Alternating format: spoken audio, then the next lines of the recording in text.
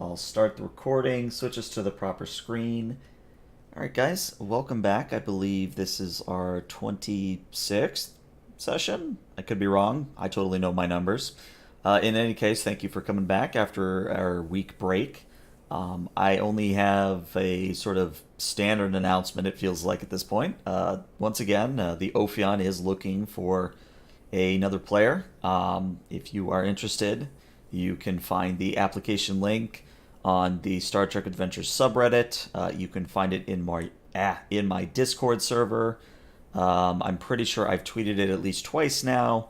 It's basically all over the place, but if you can't find it and you're interested, just shoot me a message and I'll happily pass along the link.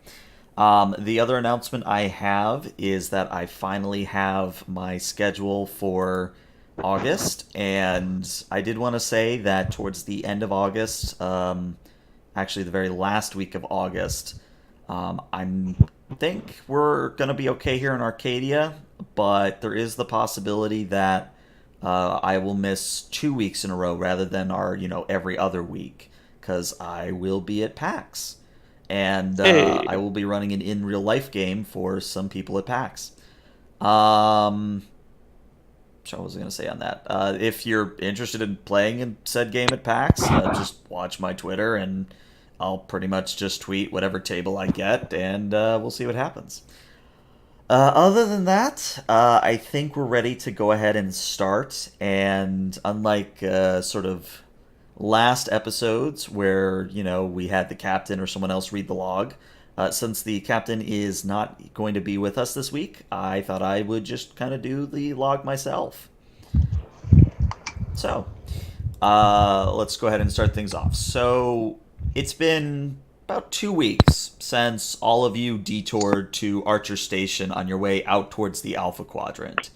And in that time, the entirety of the EPS conduits on Deck 5 had been replaced, checked again, recalibrated, checked a third time, replaced again, checked a fourth time, and then finally cleared for safe operation. You're about 99.99% sure at this point that any problems that may occur with these EPS conduits are acts of Q. Like, unless Q deliberately starts messing with your conduits, there's no way these conduits are going to malfunction or explode on you. Still, this kind of does give most of the senior staff about 2 weeks of downtime. And I would say certain members of the senior staff have taken that time to sort of wrap up any loose ends or sort of handle any last minute affairs that they may not have when they left Narendra Station. So we are sort of going to jump into an immediate scene where Crowley, you're in your office, and our new tactical officer is going to report for official duty at this point. So go ahead and push us over to this map.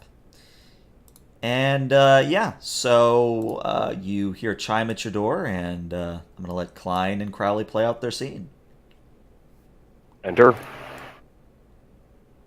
Hello, Commander. Please have a seat. And I obviously take a seat. One real quick thing. Klein, is there anything we should know about your character from a physical perspective? He probably stands about a good 5'10", just below 6 feet. Human, and kind of just like slick back, brown hair, and just very well kept. And he is now sitting at attention with Commander Crowley. Gotcha. Carry on. Interesting service record. You haven't Certainly. Really, you haven't really done much to stand out from everyone else, though. You look like you played it safe. Well, sometimes that's just what I decided to do. But if I can be of service here as the ship's security and tactics officer, then that's what I'll do. What do you think your position entails? What do you think your responsibilities are? Well, alongside Lieutenant Sin, I would be handling things such as the safety of the ship. And now, out of character, we're semi close to the Dominion War, correct? You guys are a couple months after or a couple months before the actual declaration of war. Okay. But the Arcadia is heading out to the Alpha Quadrant because Starfleet is knowing full well that a war is coming. Gotcha. While keeping the ship and this crew safe, I would also be assisting Sin in any tactics and the fights that may come ahead of us, and if need be, if it would keep the crew safe, I'll gladly give my life, sir. Will that be the first outcome you come to, or the last resort outcome? It would be a last resort, sir.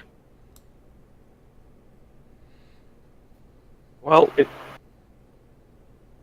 looking over your record, I think you have potential. As you are aware, we're heading into a possible conflict. Correct. So, I look forward to seeing you on the bridge. And I look forward to it as well, Commander. And I hand him a pad, like, this is your new duty roster, and these are your Alright. responsibilities, and those under your command. Thank you, Commander. And if he doesn't stop me, I will get up and walk out of his office. All right. I let him go. I'm going to go to read another report. Okay. Question for the GM. Mm-hmm. I'm the XO. Mm-hmm. Now, those department heads, the department heads all have people underneath their chain of command that report to them. How often would I get reports from other members of underneath the department heads that would come to me and tell me information? How often would I see reports like that? If I understand your question, you're wondering how many times the people below the department heads come to you directly instead of their superior. Yeah, either out of just if I've requested them to, or would that be unnatural? Would you request like? Based on what we've seen in the Star Trek shows, I would say that a majority of issues or questions or concerns do get brought up to the department heads. So I would say someone sort of skipping chain of command and coming to you is a rare event. Okay. One of the things I wanted to do during the Chief's Hyde's tenure is I did have a standing order with all the officers to report how she's faring. Basically, like, is she doing okay? Is something she needs to be coached on? Stuff like that. Okay. I mean, that's reasonable with any new officer, really. So, okay, noted. Let's see. So, at this point, I did want to give you all a small bit of role-playing time before we sort of move into the main chunk of today's mission. As I said, you guys are currently at Archer Station, and you have more or less 2 weeks or some span of time to do any role-playing you wish to get out of the way. So sort of an open floor. Did anyone have any particular scenes they wanted to accomplish? We don't have to like roll dice for it, but I want to have intense workouts with a lot of the crew, just to get them in peak condition as much as we can. Okay, noted.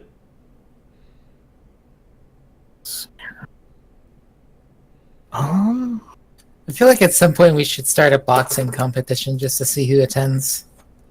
Fight So Club?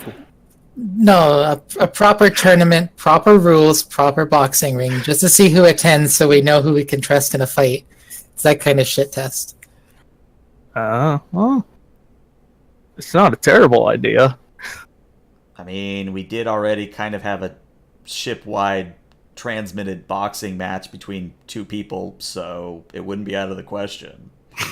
We've done it a few times, if I recall. Yeah. Well, 3 times. Twice was broadcast. The third time, Carruthers was being sneaky and he uploaded it. Oh, this is true. Yeah.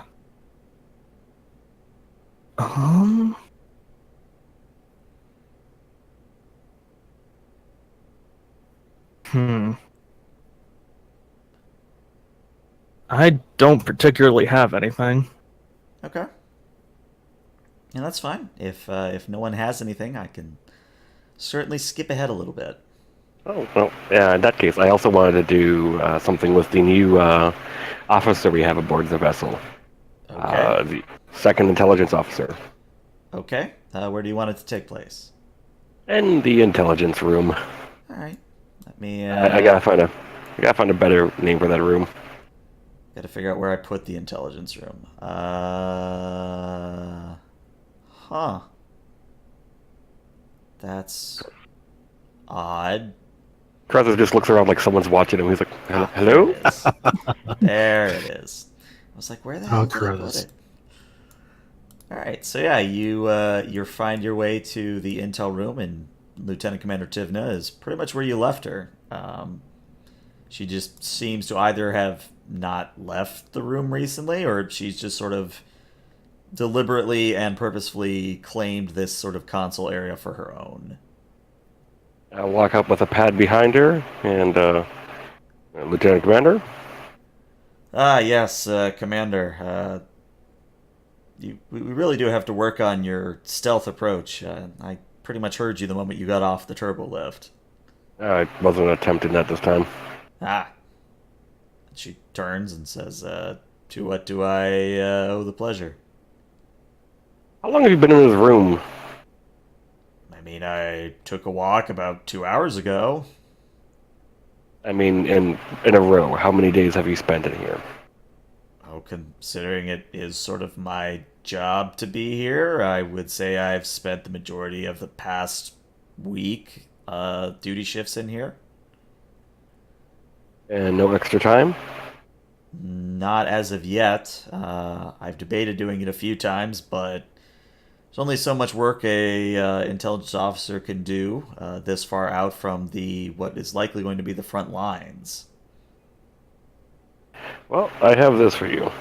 And I hand her a pad with a program of a few multiple scenarios of Jem'Hadar ground combat and space combat for her to review. Tactics that I've developed on the holodeck during the last few times I've been fighting with them. Okay. So she takes it and reviews it and says, Commander, not to sound ungrateful, but is there, I guess I would say, anything particularly unique about these reports? I mean, again, not to be offensive, but I've seen, in the past week alone, I've seen tens, if not hundreds, of very similar reports. That's actually good to hear. Gather those reports and assemble a rough draft of known and proven tactics against them. And then send out information packets. If we can distribute this information, hopefully other personnel aboard ship security can get trained up and have a better chance against fighting the Jem'Hadar. I can certainly do that.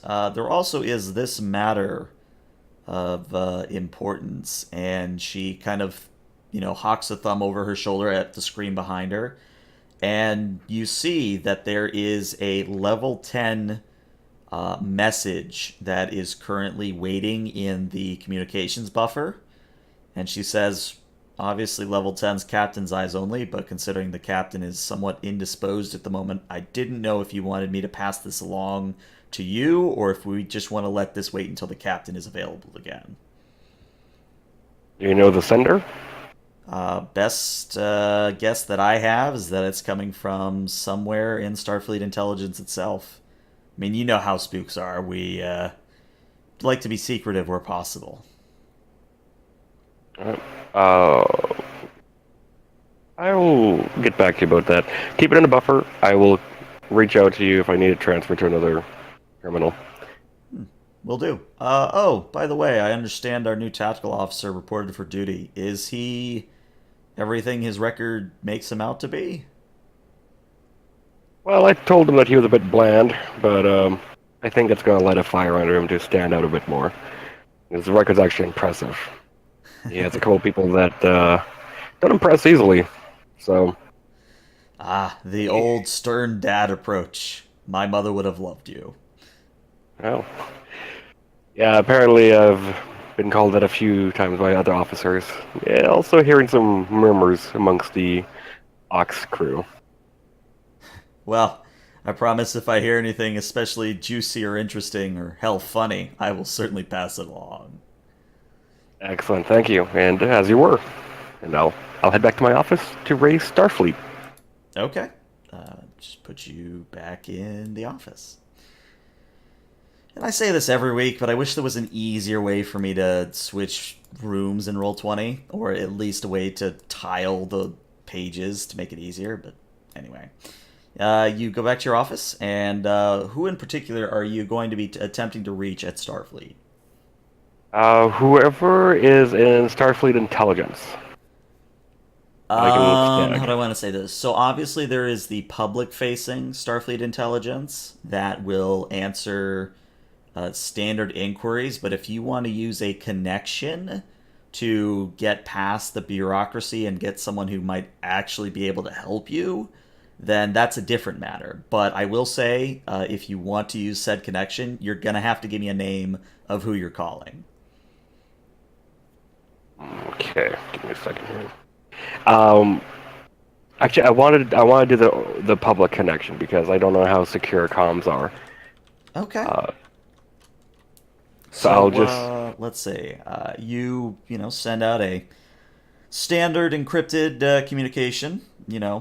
Nothing major, nothing captain's eyes only, but you get a response very quickly, and there is a human female ensign on the screen, and she says, you've reached the front desk of Starfleet Intelligence, Commander Crowley, I believe. To what do I owe the pleasure? currently have an eyes-only message in the buffer. Captain is unavailable. I'm seeking permission or clearance. If you can get back to me at the earliest convenience, this would be appreciated. I will pass that along, Commander. Is there anything else that I should be made aware of or pass along?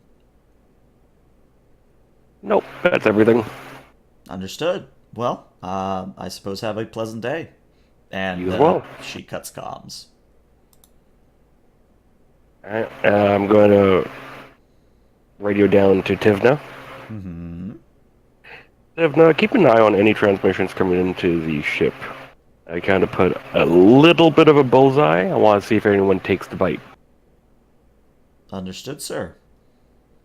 And keep that message locked up and encrypted. Easy done.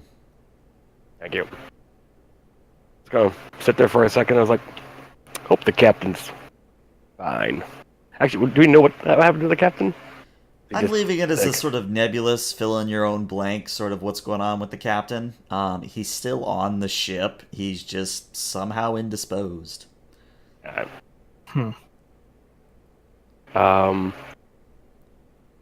will then head to the bridge. Okay. All right. Let's check in with our other lovely players. You know what? Let's go to our CMO. Is Bryn doing anything in particular that we should be made aware of? I imagine Bryn is finally kind of finishing up on going over the medical records and doing checkups on the crew, making sure everyone is healthy and fit for going up against the Dominion potentially. Okay. Let's see. Any particular people you would have called in or things of that nature? No one specifically at this point. I'm sure he would have probably brought Klein in as soon as he could. But it would just be a standard checkup, so. Well, I figure, we've played out everybody else's standard checkup, so let's just make a small little scene of it. All right, cool. All right, so, Bryn, I guess you're in your office, and Lieutenant Klein sort of steps on into sickbay, and have at it, guys. I kind of give like a quick wave to our new doctor. Yeah, as soon as the door opens, he's all, Jensen, if the next word out of your mouth isn't never mind, then the next word will be, oh my god, my crotch, you've punched me in the crotch. Oh, you're not Jensen. Sorry. He's you see a visible look of shock go across his face. I thought you were someone else. Who are you? Lieutenant Marcus Klein, you called me down here for my standard checkup? I did? Oh, I yes. believe Yes, so. I did. You're the new tactical officer, right? Correct. All right. Well, I'm going over all the crew's stuff. Stuff. Go ahead and get up on one of the bio beds over here. Okie doke. And then I'll just plot myself over there. All right, Lieutenant. You got any medical complaints or anything? The only thing I can say is, like, my feet are a little sore from being on gamma shift all the time, but other than that, I would say I'm fine. All right. Well, kick off the boots. Okay. And I'll just quickly take off my boots and then set them on the bio bed beside me. All right. Any swelling or soreness, or just sore from standing all the time? You think you'd be used to this stuff, being in Starfleet. It seems a little kind of, well, weak, but you are human, I guess. Oh, Lord. It's just general soreness, but I'm sure in time I'll get used to it. All right. Well, I'm going to go ahead and just give you a general anti-inflammatory here to make sure that at least get some of the pain going away. We can't have you sitting down on the job the whole time. Of course. You're the doctor. Yes, I am. Is there anything else you got going on? I mean, I get out the scanner, the medical tricorder. Mm-hmm. The thing. Yeah, You know? the thing. I'm going to give you the stuff and the thing. I'm not so great with the words, but I'm a hell of a doctor. So, this is totally my way of trying to like wuss out on the technobabble. No, that's fine. So, It's fine. all right, Klein. Well, you look in good order. Just take this anti-inflammatory. Make sure, if you having any other pains or anything, then just let me know. Of course, doctor. And All it right. is literally at that moment that the sickbay doors open, and in Oh, steps Anson Jensen. He says, "Doc, I got a problem." All right, Klein. We'll catch up with you later. What is it this time, Jensen? I'm seeing green. Everything's turning green. Oh God. Tom, why don't you come over here? And is it Tom or Tom's? Whatever your name is, get over here and help Jensen out. I don't have time for this right now. It's Tum, sir, but of course. And Tum comes over and starts to deal with Jensen. Kind of puts him over there, and as we switch scenes, we kind of hear in the distance fading. We hear, "But you're not supposed to be green. Oh God, my hands—they're cramping. Oh, it must be transporter aphasia. No." Brent just kind of slowly comes back here and bangs his head against his desk a little bit. And I just slowly put my boots on and walk out. Yeah. The logical approach. All right. Klein, did you have any particular scenes that we haven't covered already? No, I actually had the thing pop into my mind about doing stuff with the doctor, but we have that covered, so I am good. Okay. Excellent. And I believe that just leaves our lovely chief engineer. Hi, did you have any particular scenes you wish to get out of the way?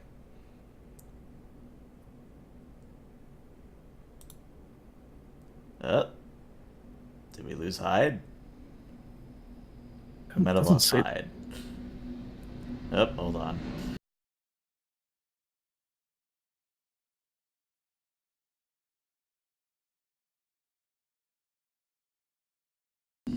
Well, if they come back, great. If not, we'll figure something out.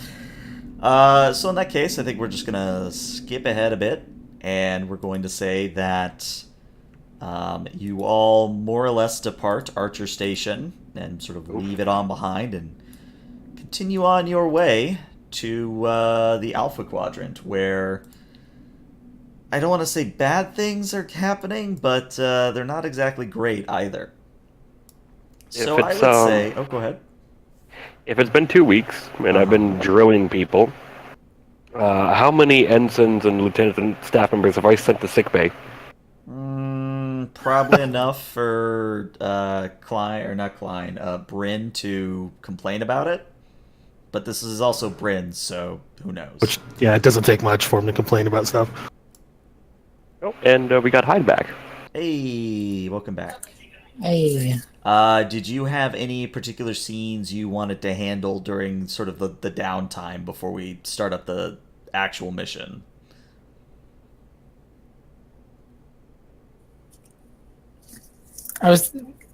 Didn't last time. No, that happened last time. We were practicing in the holodeck with safeties off, how to fight Jem'Hadar hand to hand. We were, And yeah. Dr. Bryn was getting. Yeah, okay, we already did that. All right, so nothing comes to mind then. Okay. All right. So yeah, in that case, we will skip ahead. So yeah, you depart Archer Station. The Arcadia gets underway, and life is fairly uneventful. The only really thing of note is Jensen comes in another 6 times to sick bay. But hello, Jen. Jensen. Oh, Jensen. Do I get reports of Jensen coming to the sick bay so often? That's entirely up to Bryn. No. I think he's just gonna kind of try to deal with Jensen on his own for now. He just gets, yeah. Brad just gets really grumpy about Jensen. Okay. Well, as I was saying before, a jet literally activated its engines over my house. Unless any of you want there to be some sort of problem or issue or thing of note, we'll say the next couple of days pass extremely uneventfully, if not the next couple weeks. And I actually have a handout for you guys. Let's see. So you all should now see a handout, and this is sort of a cropped map of your path of where you are. So you were at Archer over there on the right. And right now, you guys are approaching or just passing Hatoria right there in the middle of the map, right on the edge of Klingon space. Gotcha. Now, I show you this map because sometime during Alpha Shift, Hailong sort of kind of turns in her chair a little bit to say to Kralia, Commander, I am picking up a distress call. Shall I put it on the main viewer? Put it through.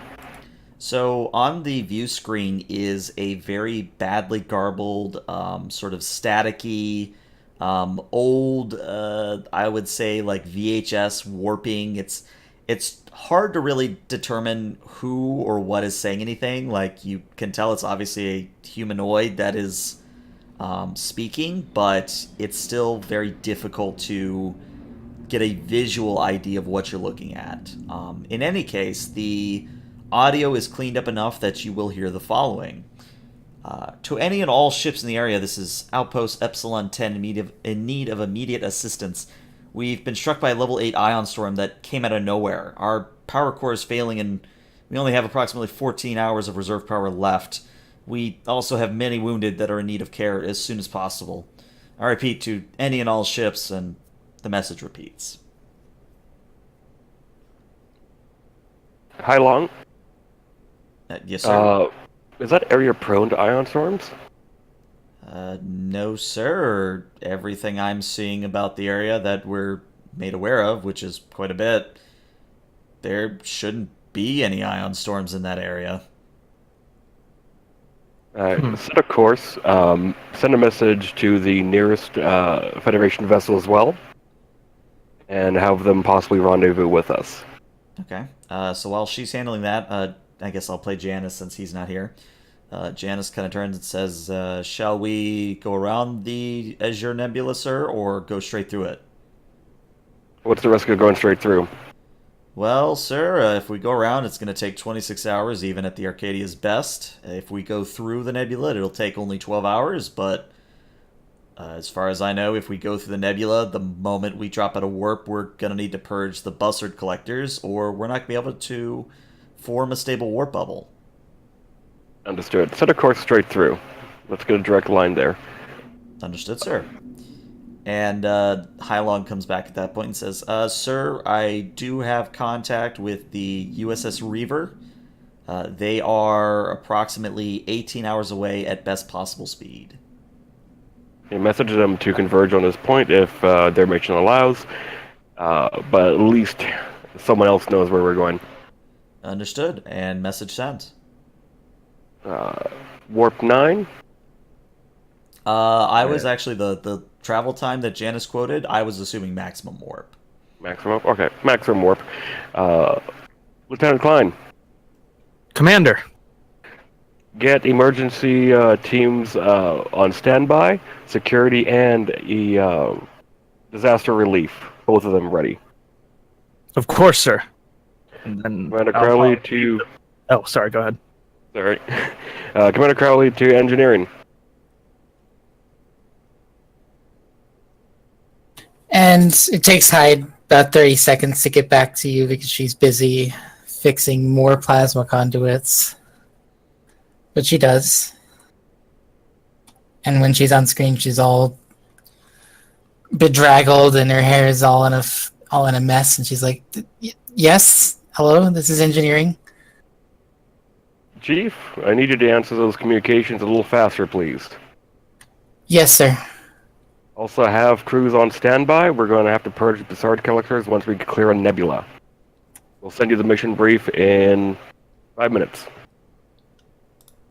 Already getting ready. Commander Crowley to Doctor. Bryn here. In about 12 hours' time, we're going to be preparing for possible treatment of individuals subjected to an ion storm. Was there any indication of how many are wounded potentially? I'll get that information to you in 5 minutes. All right, I'll make sure to have all the beds clear and ready. Put that down, Tom. Oh, okay, thanks, Commander. But Tom, I need it. Shut up, Jensen. I manually close the audio line. I'm gonna have to get a Lieutenant. token for Jensen. This is great. Jensen. Lieutenant Janice, engage.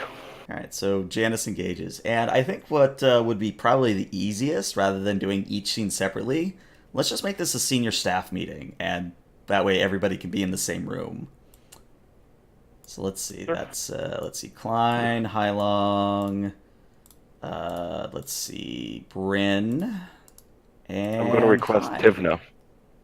Oh, you want Tivna here as well? Yep. Okay. Let me find where I put Tivna's token. There she is. And shrink her down. Oh, she's huge. Well, she's set for 2 squares. All the tokens default to 2 squares, and the bridge is 1 square. So. Gotcha. Tivna reporting for duty. Tivna hungry. Oh, God. She eats Janice. Like, no! Put him down! Oh, yeah, Janice, I suppose, has the bridge, but he's not Oh, here to no. enjoy it. Sucks to be him. In any case, so yeah, you all kind of pile into the conference room, and Hylong does have some information for everyone. I'll have Hylon lead. All right, so she kind of goes over to one of the view screens over here, and she activates it and starts going through it, and she says, Epsilon 11, or not, sorry, not 11, 10. Epsilon 10 is one of 11 similar outposts along the Klingon Federation border. It is a standard communications array and subspace transceiver. Oh, hold on.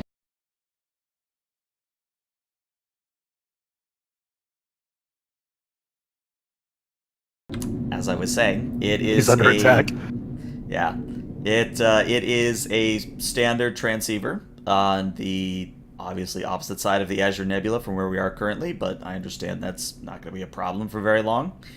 In looking up the computer database and what we have on the outpost, there are a total of 8 individuals on the outpost.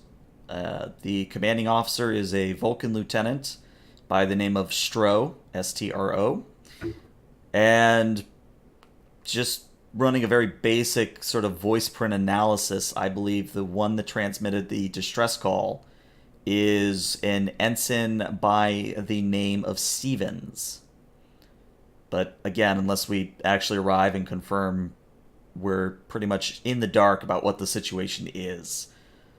The other thing is that, as I told the commander, there's nothing in the immediate area that could produce an ion storm of that magnitude, at least not without being noticed far before the storm hits. So, and this is just a theory, we're dealing with either a rogue ion storm or something much worse. Chief, if you can, prepare a couple of Class 9 long-range multi-mission warp probes and launch them in possible trajectory opposite of that station. See if there's anything out there as far that could have made it.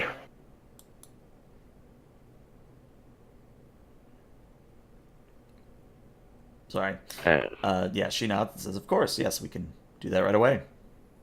And Chief, when you get a chance, I want you and Tivna working together just to ensure that message is authentic. Harlock does kind of retake her seat and says, not to kind of say no, Commander, but I'm pretty sure it's authentic. I mean, it has all the standard encryption protocols and does match everything that would be standard about a Federation distress call.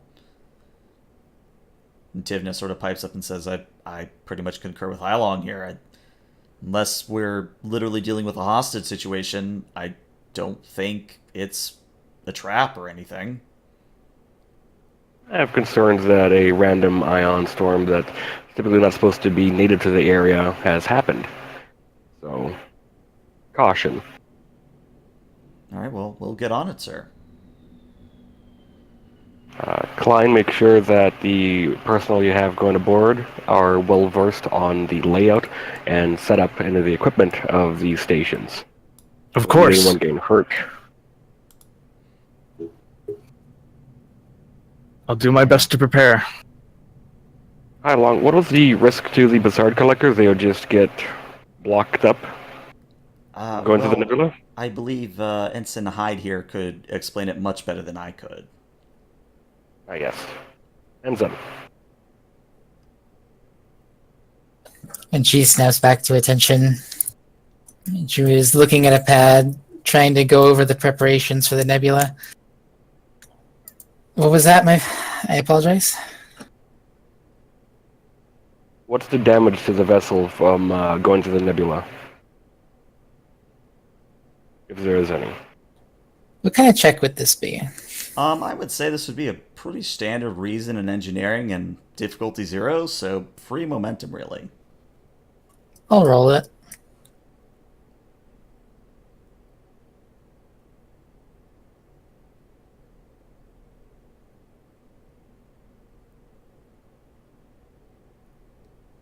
All right, well, good news, you still pass. Bad news, no momentum. Oh well.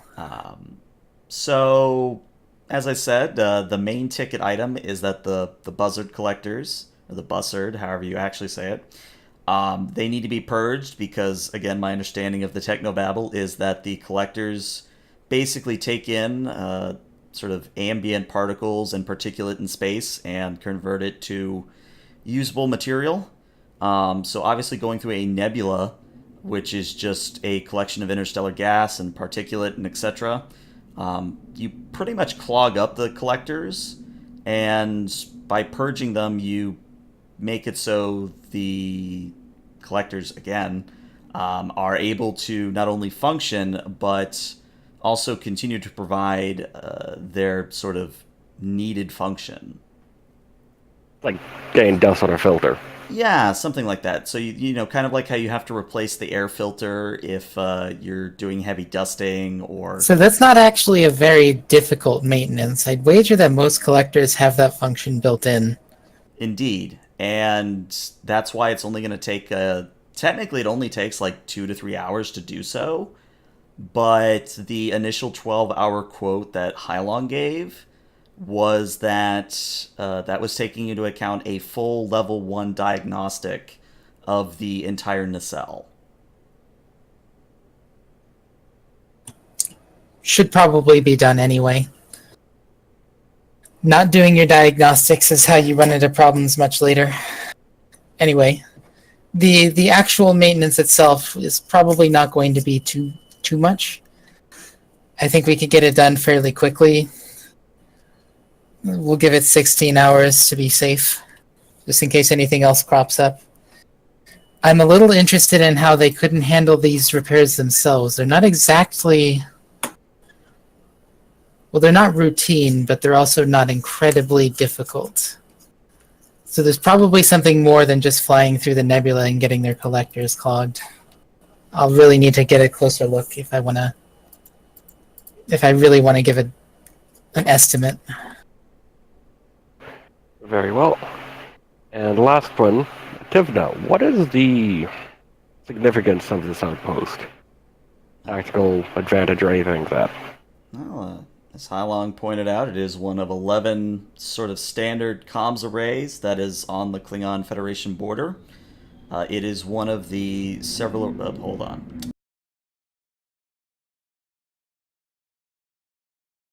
And again, apologies for any jet noise that leaks in. As she was saying, it is one of the few arrays that is why Narendra Station is able to talk to the rest of the Federation. It is probably one of our farther out subspace relays. So it does have some both tactical and otherwise importance, but it's not like it has a huge target on it. But interfering with this relay network would only hinder Narendra Station, nothing else.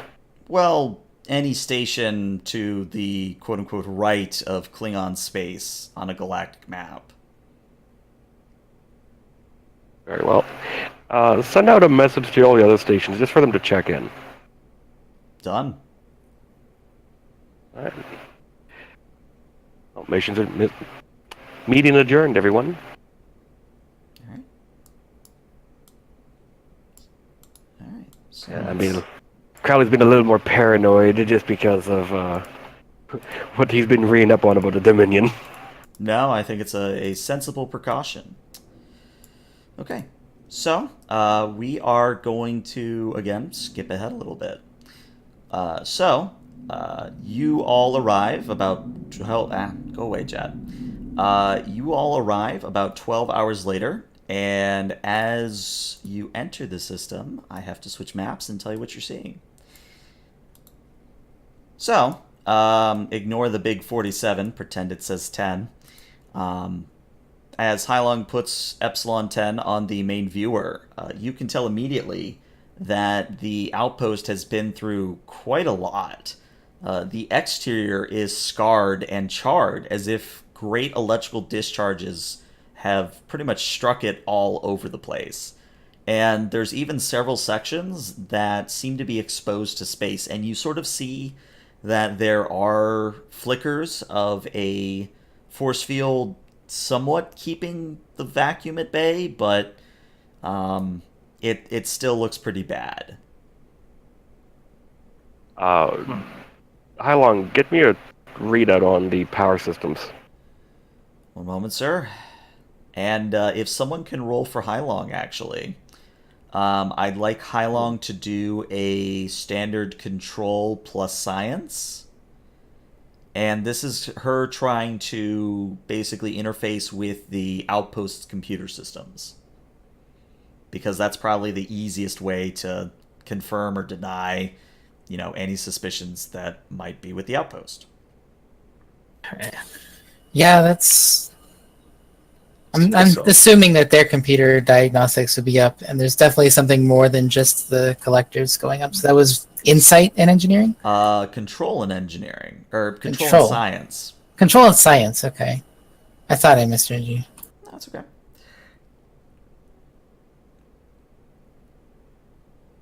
2d20? Yeah, 2d20. 2d20, yep. Would I have an applicable focus?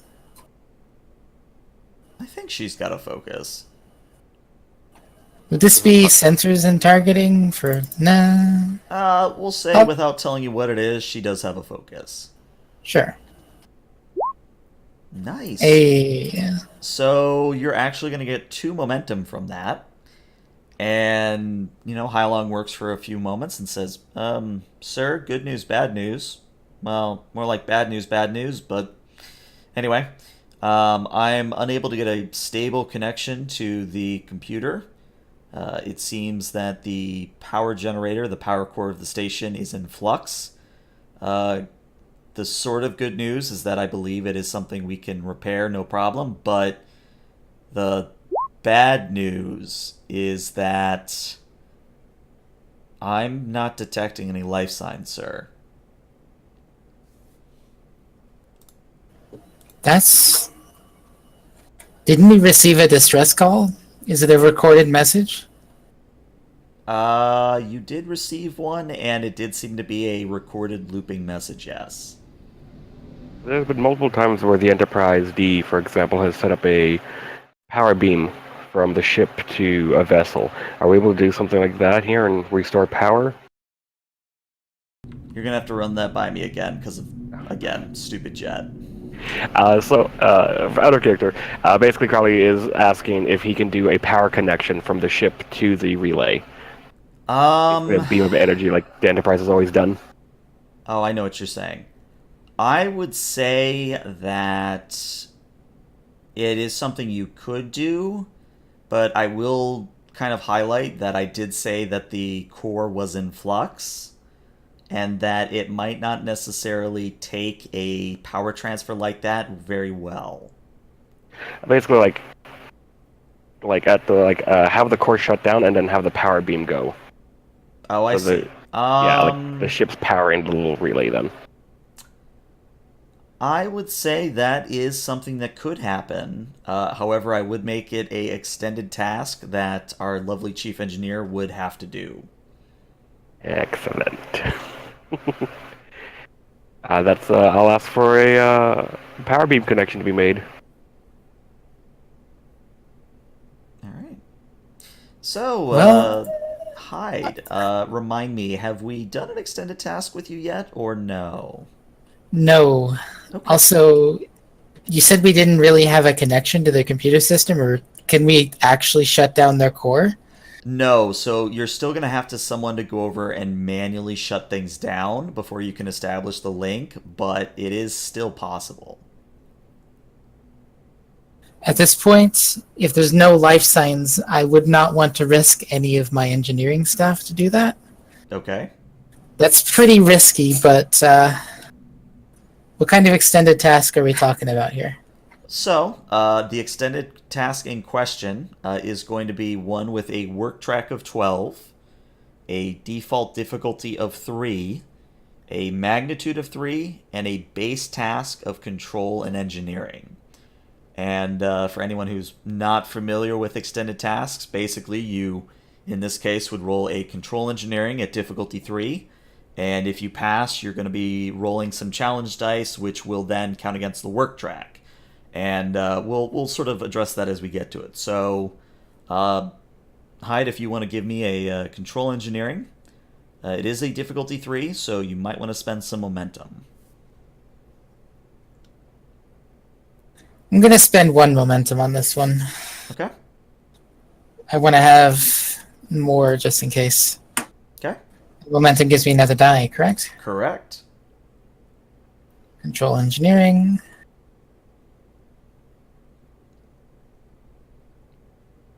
Applicable focus. Remind me, do you have power systems? Yes, I do. Electroplasma power systems. That'll count. Nice. So Okay. yeah, that's 2 That's momentum. a start. Yeah, that's That's a thing. a damn good roll. That's about as good as it's gonna get. Yeah.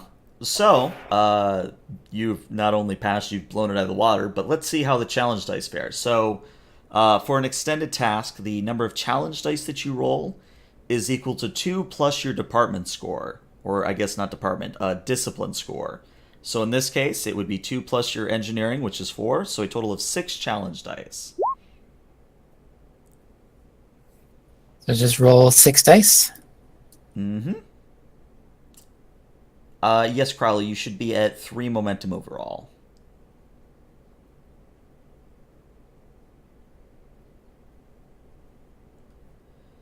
Okay. So there is the option with extended tasks and momentum. You can spend a momentum, if I remember the chart right anyway. You can spend a momentum to re-roll those 3 zeros if you so wish. Hey,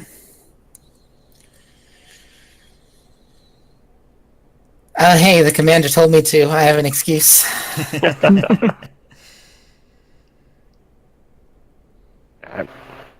I'm sorry for using all of our momentum. Nah, you're good. That's what it's there for. All right, very nice. So you're going to get 7 work done, and the magic number in Star Trek Adventures is 5. So since you have done more than 5 work in a single go, you achieve what is called a breakthrough. And what a breakthrough means is that the difficulty of the task goes down, and you accomplish 1 magnitude. So mechanically, all this means is that the difficulty is now only a 2, and that you need 2 more breakthroughs to complete the extended task. Now, narratively, what happens, and of course you can feel free to fluff differently, but I was imagining that Hyde, along with her chosen few, basically, I guess you would call it oversaturate the communication array's inputs. Sort of like if you were to take a megaphone and put it towards a somewhat functioning microphone to kind of sort of amplify the effect. And this amplification effect is enough to get through the failing computer core, in that you have now started a successful shutdown sequence that will hopefully not cause any further harm. Now that said, we do need to now do another control engineering as part of this extended task. I agree with that result because, again, my goal here was to not have to send any of my staff over. So we're going to keep trying the computer system, see what we can get, and finally we get through. Just got to use the old emergency sequences, I suppose. Oh, what occurred to me just now is that you probably use a laser-based communication system rather than, say, a whatever the main array actually uses. Subspace, I guess? Yeah, well, I don't know. I'll look it up while you do your rolling. Yeah, we're right next to them, so I'm sure a laser communication array is there for emergencies. Mm-hmm. And control engineering, see if we can get it shut down without causing any more problems.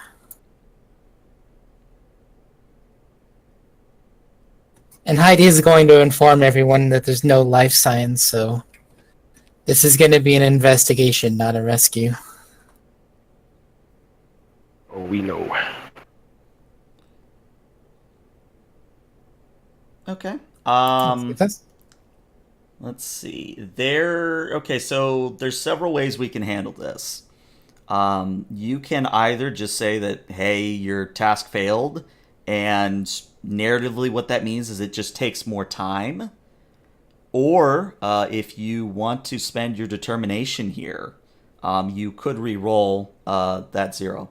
No, Crowley, I'm accounting for her advantage in engineering already. Okay. Yep. So, would you like to just not pass this particular task, or would you like to maybe spend determination to re-roll some dice? And I will say the only mechanical and narrative that happens if you fail the task is like the outpost isn't going to blow up, but you just spend more it's time. just right now she's not going to spend determination because she's already completed what she considered to be her goal, which is not having to send anyone over. Okay. So if it takes more time, whatever, that's fine. Okay. We can wait. All right, noted. And the reason we do, or at least I do, these extended tasks is because there are quote-unquote narrative gates where if you take X amount of time, Y happens. If you take Z amount of time, A happens, etc., etc. So yeah, I guess go ahead and roll another control engineering. We'll see if you pass this time. Remember, you do have 2 momentum that you are free to spend as you wish.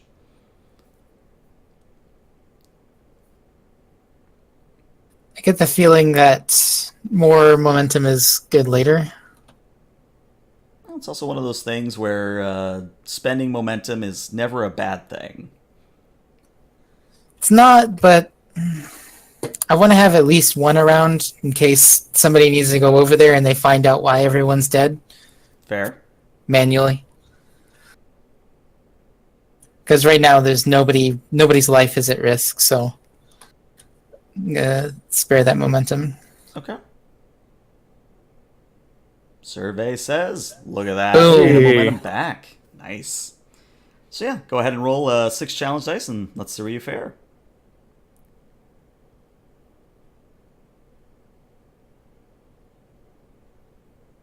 Okay, so good news here. What the fuck? You blow it out of the water. Like, if this was the original series, you pull the Scotty and says, Captain, it's gonna take 6 hours, and you do it in 30 minutes because you're just that good. So yeah, Hyde, you are able not only to successfully complete the shutdown of the array, but you are also able then to create a stable power link between the Arcadia and Epsilon 10. Now, while the power system is now quote-unquote stable, and you could potentially now go over to the station without risk of life support failing or force fields failing, actually accessing the computer is something that still isn't, it's still kind of out of your reach.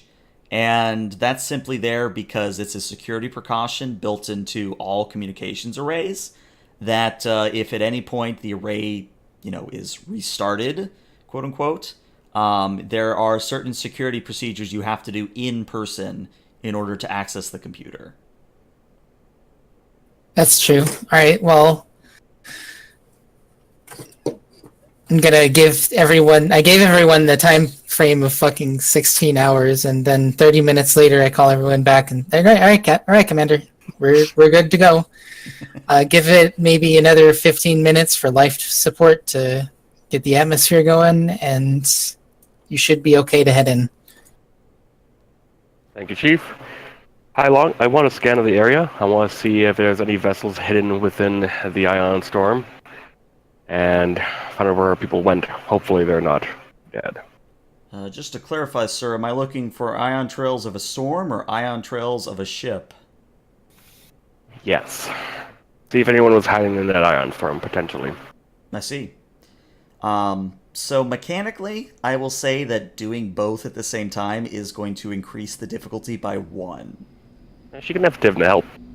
Okay. Tivna's good. Hold on.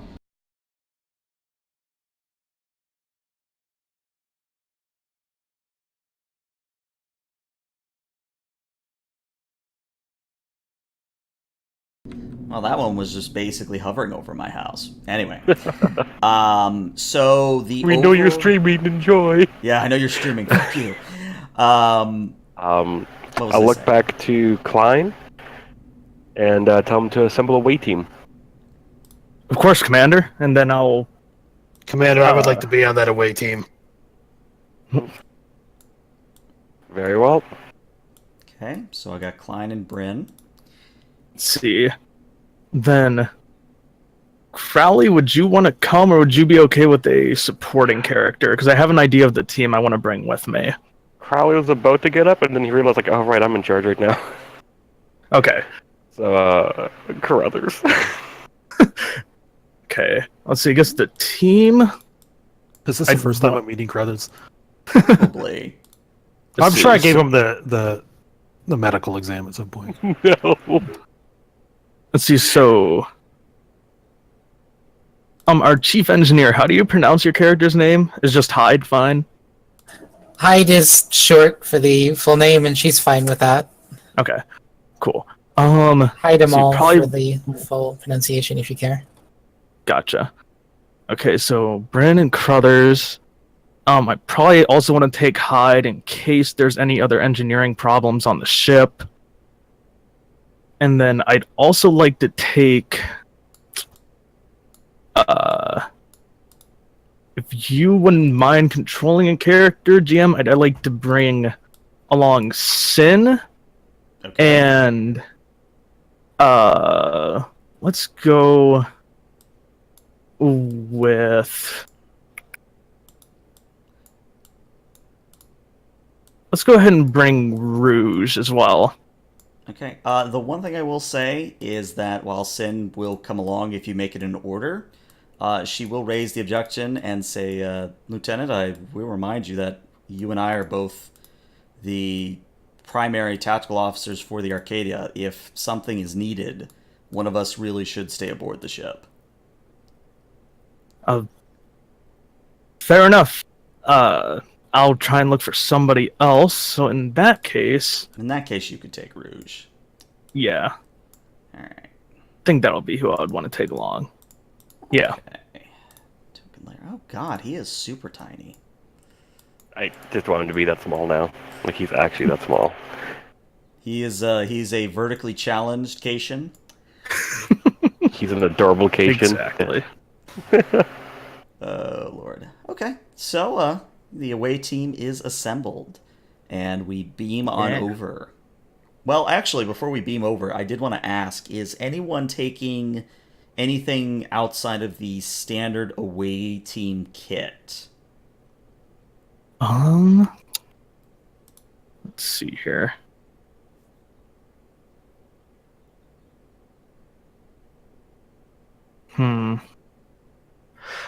Maybe I should take one of those things.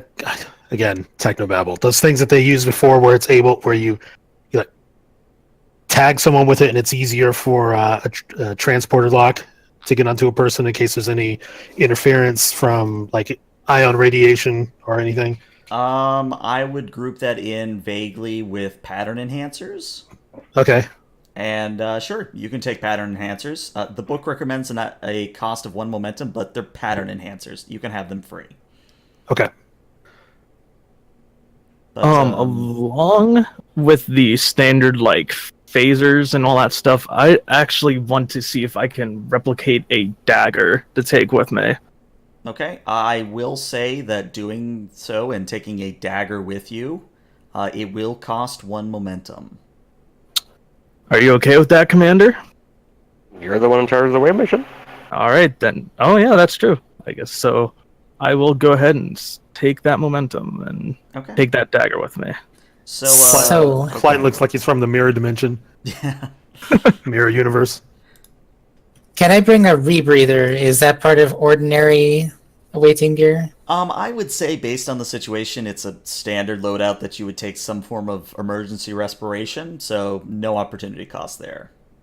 Yeah, I'm just making sure to take one. Okay.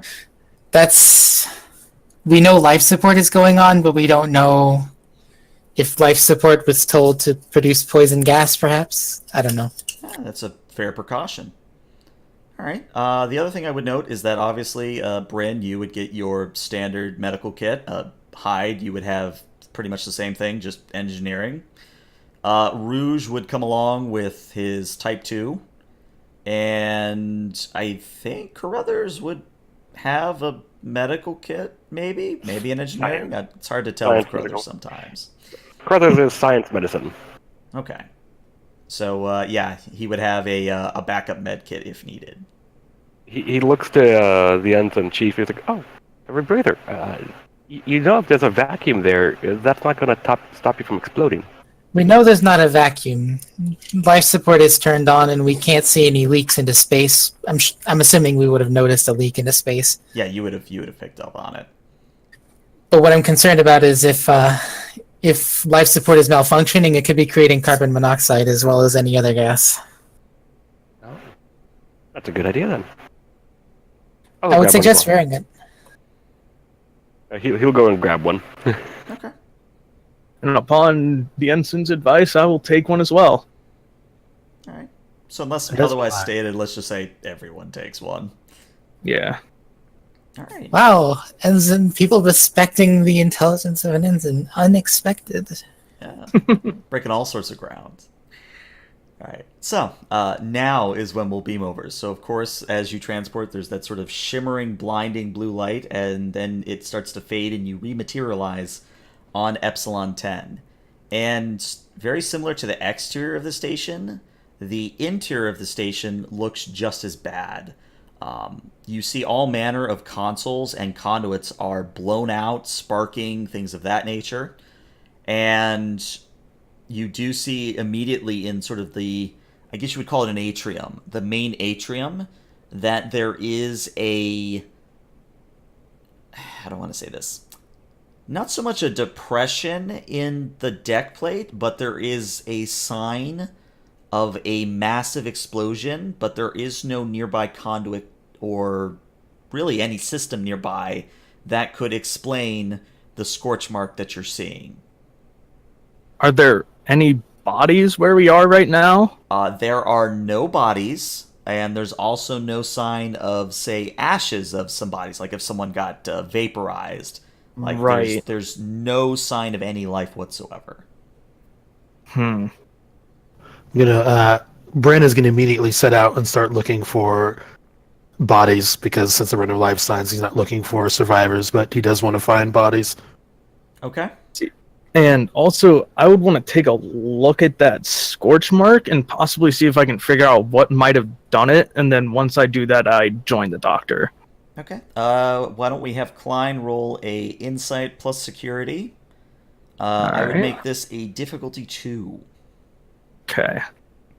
Insight, security. Let's see. Then I'll go ahead and spend a momentum to get an extra dice. And then submit. I tried to make an argument for experimental technology as a focus, but I don't think that'll apply. So I'll just go ahead. Not And, here. okay. All right. Well, you get that momentum right back.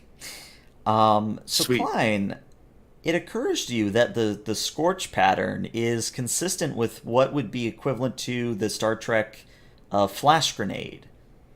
Okay. Huh. Huh. That's certainly interesting. Flash grenade.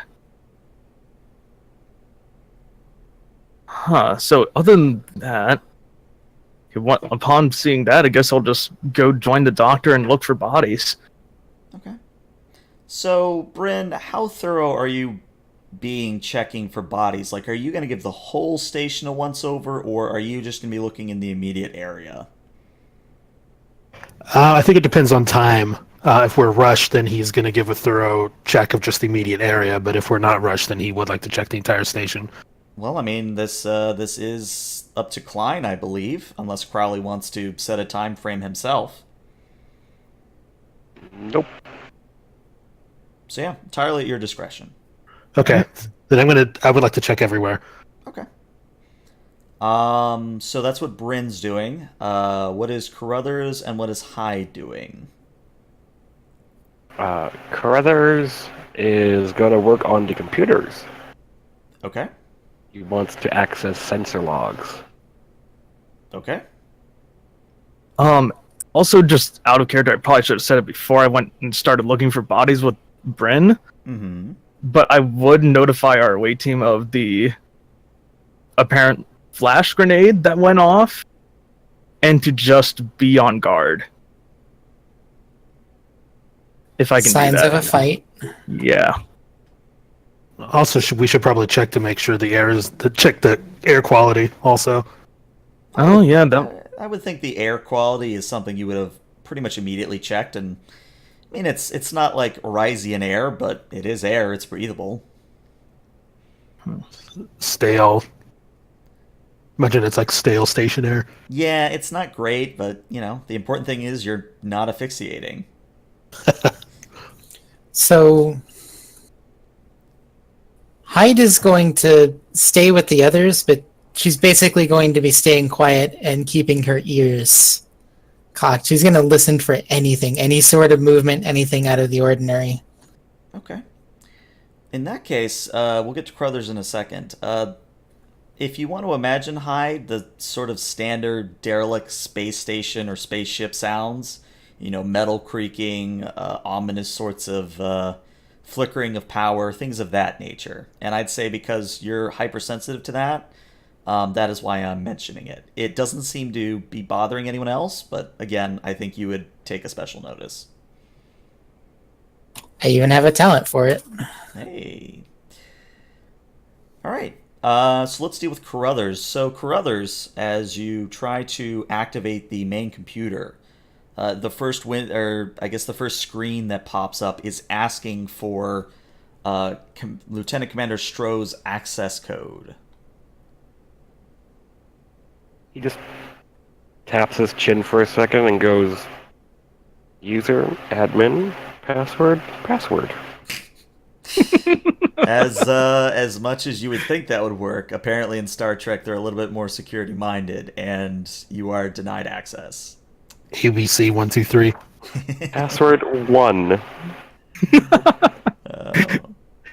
So I guess the Just question keeps going. Yeah, it just keeps going. I guess the question is, are you going to brute force it, or are you going to do something like bypass it, maybe? If it's a really, I wonder how much access he can get if he's like putting in his own information and like. I imagine like a person that can go from a ship to a station and still log in with their information because it's all shared. Mm-hmm. He's just wondering if he could do that. I mean, only one way to find out. Carruthers rocks. So what would it be? Like, he's just trying to put his information in just to see if he gets anywhere first. If nothing, then Let's try a control security. We'll make this a difficulty 1. The security's a 1. I have a focus. I have a focus on computers. That would apply. Hey! Hey, you get a momentum. Look at that. So, yeah, Carruthers puts in his access codes, and the computer kind of comes online. I will say you're not getting, say, command level access to everything, but you are able to check out station logs, check out sensor array information, things of that nature. He's going to check internal and external sensors, particularly when life signs were being recorded and when they stopped being recorded. Okay. Let me find this in my notes. So, the ion storm happened approximately 13 and a half hours ago, and the life signs disappeared approximately 12 and a half hours ago. So about an hour between when the ion storm hit and when the life signs disappeared. Okay. When does the life signs disappear coincide with hull breaches? The hull breaches start when the ion storm does, so it was likely that the breaches sort of compounded as time went on. And since the lieutenant mentioned a flashbang, he's going to check the sensors for any explosions inside the station. I will say that while the station is not able to return that information, as you are looking through the sensor logs, you will see the following sort of visual. And it is blurred, hopefully enough to preserve the mystery, but that's the sort of shot of something outside the ship, or outside the station. That looks interesting. He's just going to send information to Crowley on the ship. Okay. He'll look around and he'll look to Rouge and goes like, I honestly hope they were not sucked out into space, because that would be a terrible way to die. I was really hoping that you were going to have a conversation between Carruthers and Crowley. Yeah. But best case, they died quickly. Worst case, slowly inflated and... Oh dear. So we'll say, just for sake of brevity, that your full search of the station it doesn't take too long. It's a small little outpost, so it maybe takes an hour for you to give the entire station a once over, and yeah, you're not seeing any bodies, any signs of vaporization, things of that nature. It is a now derelict station technically. Did you say that there were like hull breaches? You do encounter some, yes, but thanks to Hyde's work, the force fields and emergency bulkheads are keeping everything safe. And the breaches aren't large enough to account for the entire crew of the station being sucked out into space? Correct. Yes, the largest sort of breaches that you come across and actually have to pass nearby are maybe soccer ball sized. More importantly, were they made from the inside or the outside? That is a very good question. I was waiting to see if anybody would. They are coming from the outside. I want to scan for residue energy of. It's like something exploded inside, so something had to get in. I want to scan for transporter signals, the decay rate. Right. Roll me. I'm going to say, based on the time frame between everything happened, roll me a reason science, and I'm going to make this a difficulty 4. Ooh. Since it has been almost half a day. You okay with me using a momentum there, Lieutenant Klein? By all means. I don't have a focus, sadly. Yeah. Hey, look at No, it's that. Well, you don't quite get the 4 you need, but it was still a good attempt.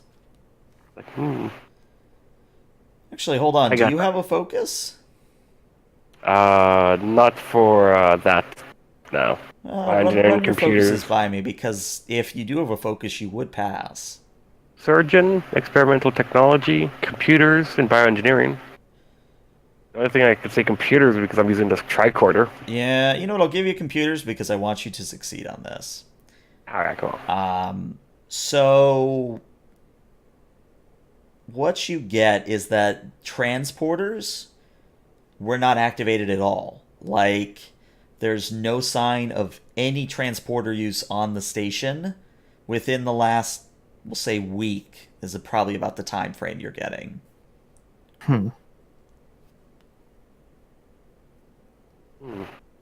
Lieutenant?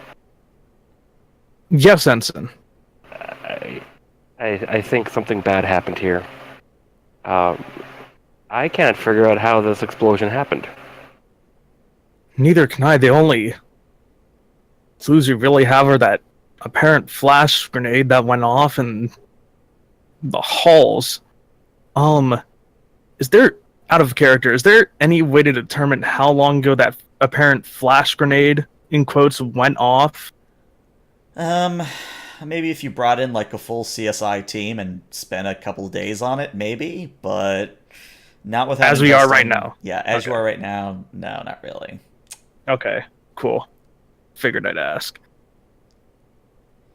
And to give you, maybe because I slipped up and didn't describe the holes properly, so they are coming from the outside, but if I had to sort of describe the impact pattern, this looks more like someone jammed metal rods into the hull, maybe even harpoons. Did I mention that? Did you say there was an indent inside the station? Like something had impacted at something in the wall? That was me trying to describe not quite to the depression where the flash grenade went off. So with the scan of Klein and my science tricorder, could I figure out if that indent or the depression was made by the explosion or it impacting and then exploding? I would say that would be a insight security, and it would be difficulty 3.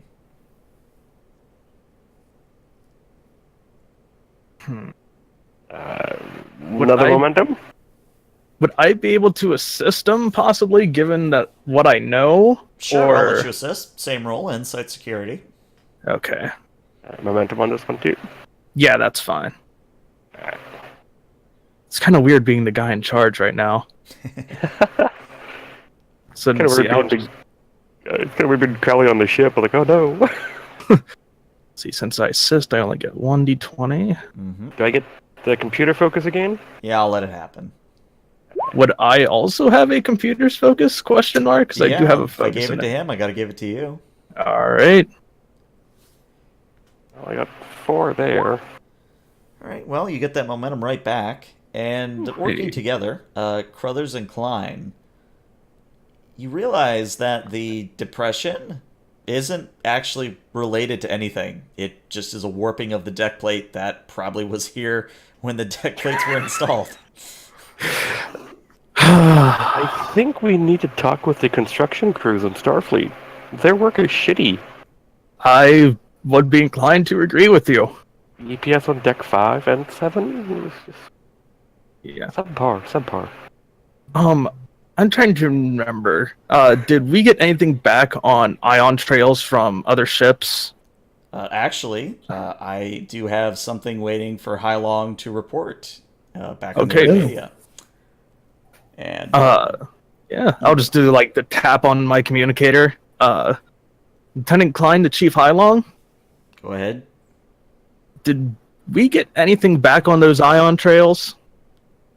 Well, I have a vague direction of where the ion storm was traveling, but no, I wasn't able to pick out, say, a specific signature or wake that we could follow. Which is odd, given the level of ion storm that supposedly passed through here. And especially odd given some of the damage here on the ship. There's an apparent flash grenade that's gone off inside.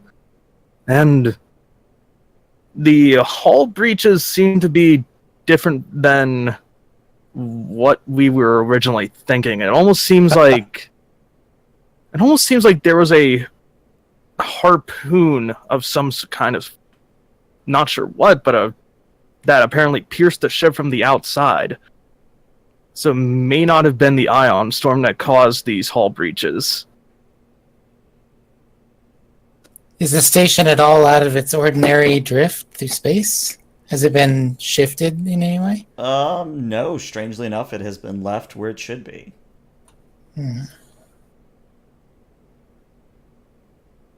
Interesting.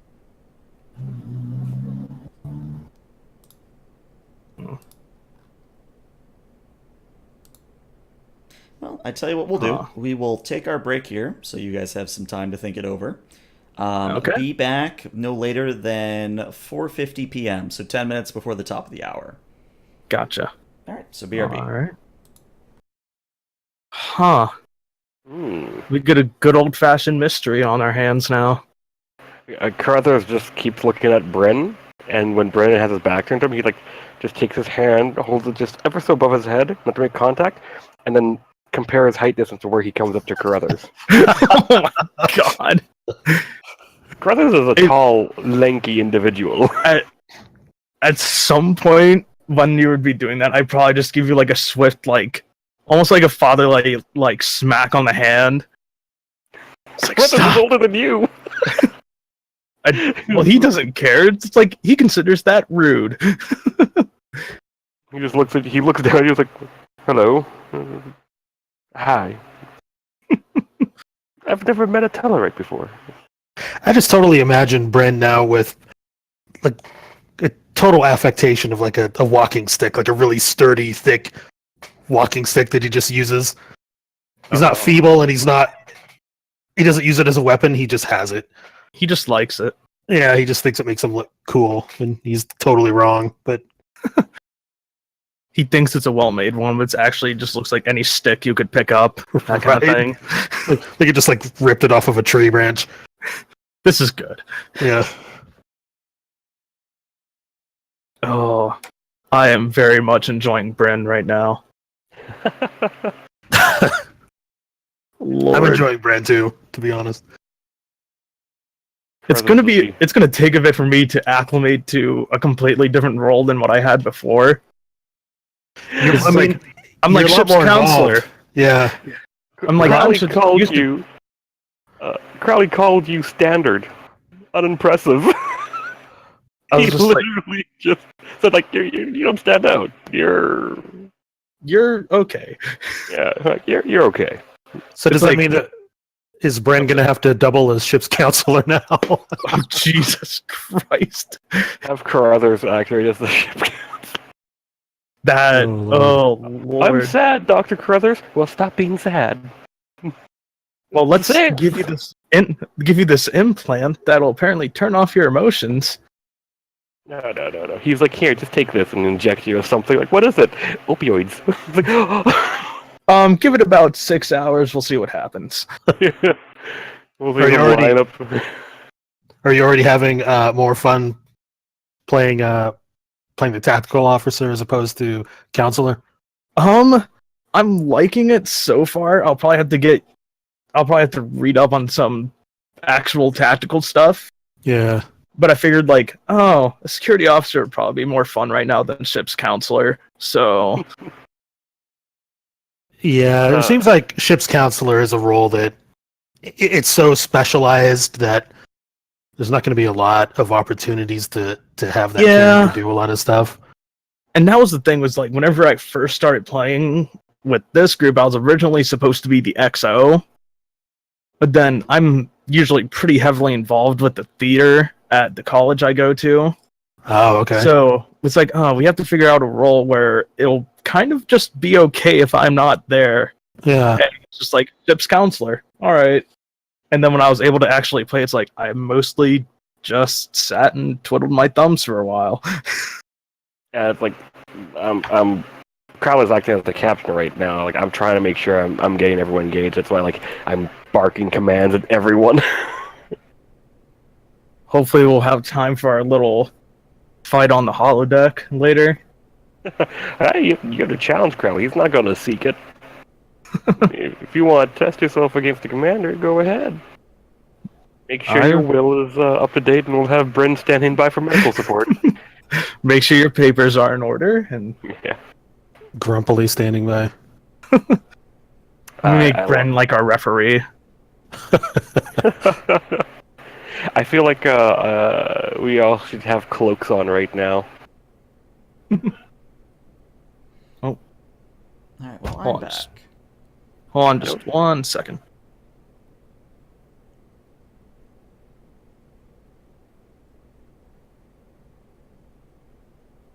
Oh, I really want cornflakes now. Well, if you want cornflakes, I hear that Karn pours a pretty good bowl. That reference is going to go over the head of anyone who's not 40k, but And I'm back. welcome back. I was thinking it was when you said Garn. I was just thinking like it was some probably hulky barbarian type dude. I mean, that pretty much is Karn. He is pretty beefy. All right. I mean, if everyone's here, we can just start back up. I haven't heard from Hyde. I don't know if Hyde's here or not. All right. Well, we will- I'll just wait a bit. I'm back. What I miss? Oh, no, we just was gonna ask if everyone is here, and if we are, we can pick things right back up. All right. So let's get rid of the big BRB on screen. And yeah. Oh god, I forgot we're being watched by hundreds of people. So yeah, at this point, I sort of leave the floor open to you guys where you go with this investigation. Guess I'm going to go look at those hull breaches that Bryn and I were looking at earlier. Mm-hmm. And since you would... This would probably be really hard. Would it be possible to determine, like, the exact type of weapon that might have made those breaches? Or one of the things is too general to try and figure it out? I would say it's probably too general. Okay.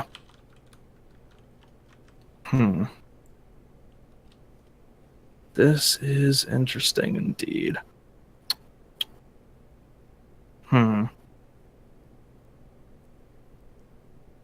Oh. I will remind you, you did kind of get an image of what could be a ship. Oh, yeah. Could that image be cleared up at all?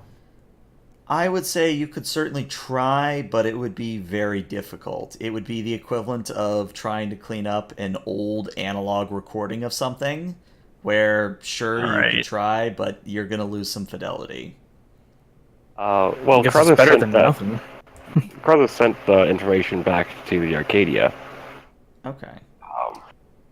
Yeah, I'm like, In that case, Hailong is going to kind of tilt her head to the side to look at Commander Crowley and says, "Commander, based on the sensor readings I'm getting around where this ship or whatever it is showed up, I believe I'm able to narrow down the trail we need to follow."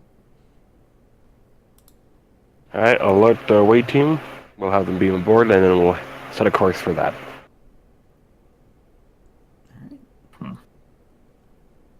And update the... What's that vessel called again, GM? That would be the Reaver. It is a Saber class. Update the Reaver on our next position and heading. Okay, done. And while we're waiting for the away team, we'll pull the computer information from the relay, specifically the crew and personnel, so we can alert next of kin, potentially. Got it. All right. So, unless any of the away team lingers, we'll say you all just sort of beam back aboard. Yeah.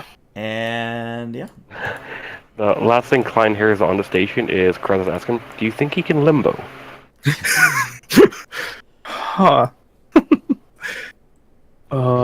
If ever there was a correct time to do a Picard double face palm, that would be it.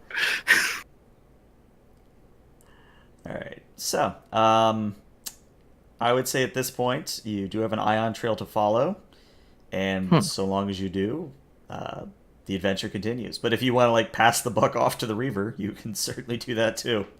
I know they're just aware of our location and where we're going.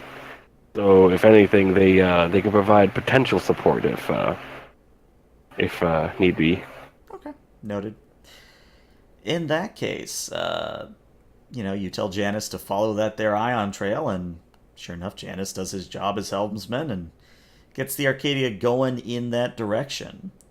And go ahead. Shouldn't be my second officer right now. Actually, I believe Klein would be either Klein or Janice. Do you really want Janice as your second officer?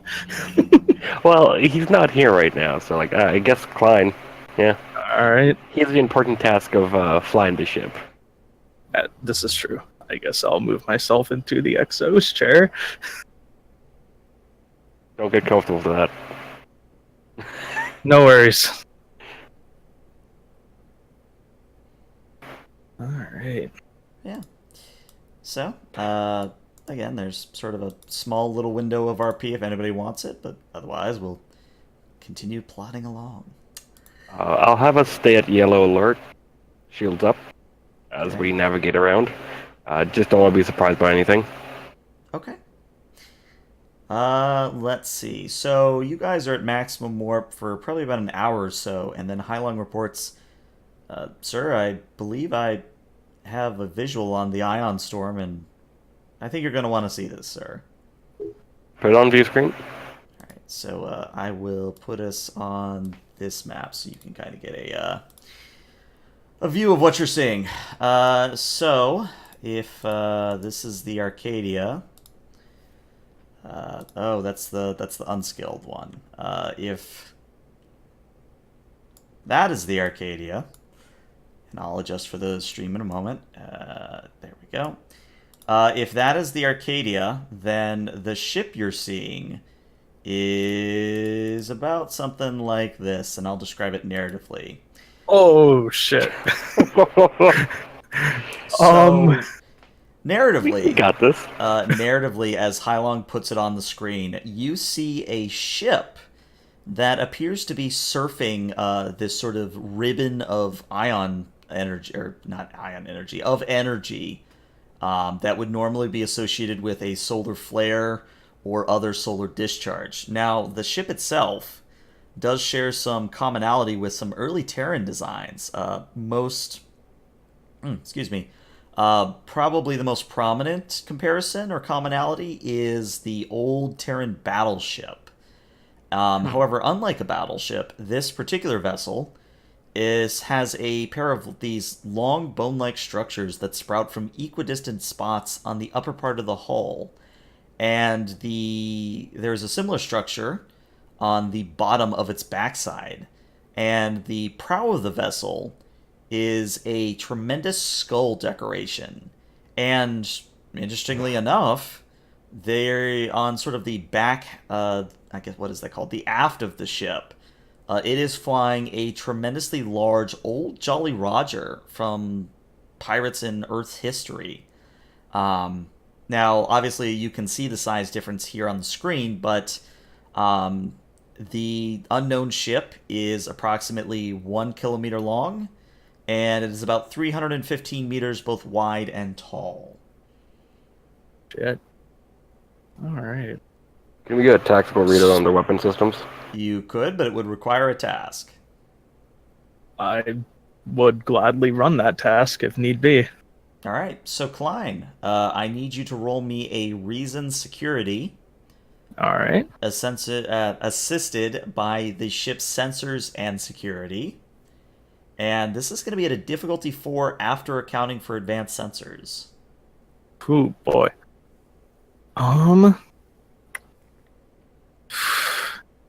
know this is like the Swiss Army knife focus. With computers applies a focus here. I'll let it happen. I've let it pass so far. Okay. And do you mind if I spend a momentum here, Crowley, to get an extra dice? Sure. And the ship gets to assist, right? Yep. Security and sensors for the ship. Reason, security. 3d20. And an applicable focus. Well, you got the 4 you needed right away, but let's see if the ship gets you anything. It was sensors and security? Correct. Alright, look at that. So you get that momentum right back. So, Klein, you've heard of weapons like this before, but you've never really seen one in practice. Okay. If you want to imagine these battleship-like 3-cannon turrets that are on tracks along the hull, they seem to be what are essentially overpowered EM radiation cannons. And you would know, even with the deflector and shields, that these cannons would play havoc with the Arcadia's electrical systems. Right. You're also seeing that the mysterious ship's hull has a tremendous number of anti-fighter sort of AA guns, and there's several points on the sides of the hull where, now that you're seeing them, you're guessing some sort of boarding harpoon might be able to be fired from them. Huh. And then finally, what you notice is that the eyes of the skull, the skull on the prow, both of the eyes are torpedo launchers. Lovely. But aside from that, that is all you get, because as you're trying to scan the ship, you realize that how do I want to say this? You know how the B-52 and the B-2 bomber are quote-unquote radar resistant?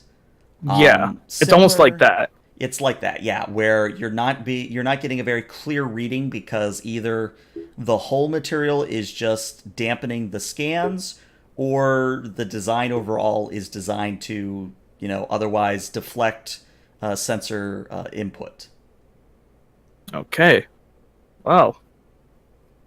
Commander, it appears they have some radiation cannons along that almost seem to go on a rail on the ship, along with many different what appear to be some type of anti-air cannons and boarding harpoons, which I'm going to safely assume is what made those breaches in the hull on Epsilon 10, and you see those eyes at the front of the ship?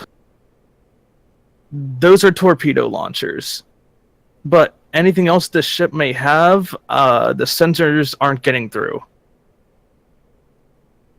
Crowley would just look at the ship and look back to Klein. It's like, this ship looks like someone's compensating for something. Okay.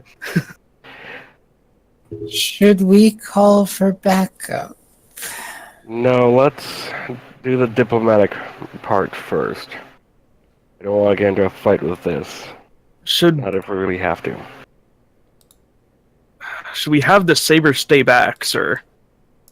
What was the name of that ship again? The Reaver, and the Reaver. If it matters, the Reaver is a good 3 hours out. Okay.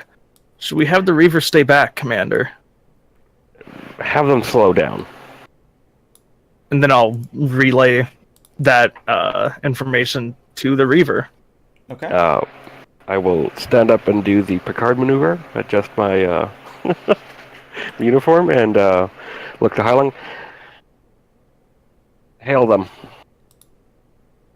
So, she opens a few things and says, well, we're having to use a archaic method, but I believe I can put it on the view screen, sir. Do it. All right. So on the screen is an individual that looks very much like his token. And you're seeing a seemingly human man. And he's very striking. He has a very lean figure. He's got messy brown hair and a facial scar that trails across his right eye, which itself is covered by an eye patch. He's wearing all black attire with red and white lining, brown gloves and boots, and a cape with a red interior and another sort of Jolly Roger type skull near the neck area. His belt buckle also sports a skull, but probably what really catches your attention about his belt is the fact that there is some sort of a saber sheathed there.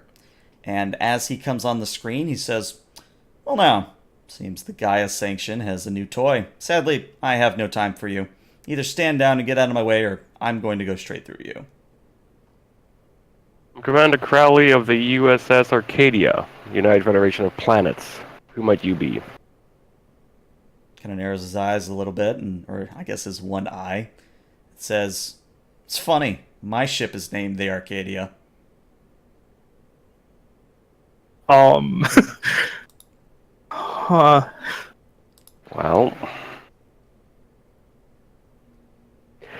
did you attack our relay station? If by attack your relay station disabling a Gaia sanction outpost, then yes. I have a kind of confused look on my face as he says, like, Gaia sanctioned. What is that organization? Just stares at you for a moment and says, you know, for playing the dumb card, you're not really doing a good job of it. I actually have no idea who you're talking about. We're part of the Federation. Comprised of multiple alien worlds. Multiple alien worlds? There's nobody out here. It's just us humans. I point to my ears and then point to Hylong. It's like, we're not human. I would say you probably zoomed out the view screen so that he could see that at that point. Yeah. Kind of looks it over and says, all right, you found one or two interesting alien species. What's your point? There's a blue one. I'll point to Janice. I'm like, we're a collection of multiple species. I don't know who you think you're up against, but we're not your enemy. Thinks for a moment and replies, this Federation of yours, tell me about it. Originated on Earth. Joining members were Vulcan, Tellarite, Andor. Multiple species over the decades and centuries have joined together to explore space, find and seek out new life forms, and build relations. So you would say you're on a mission of peace. Exploration, peace, yes. Then tell me, why are you equipped with weapons of war, such as those? Well, if we come across someone with a ship like yours, we need to defend ourselves. But it's always a last resort. So saith many tyrants. Well, that may be the case for some history, but we just explore. Well, I'm a busy man, so let's get to the point. Are you going to stop me, or are we going to just pretend that you never saw me? 8 people are dead. I need to know why they were killed. Were killed because they were with the Gaia Sanction. It's that simple. That really, and whatever you think, we're not part of this Gaia Ascension.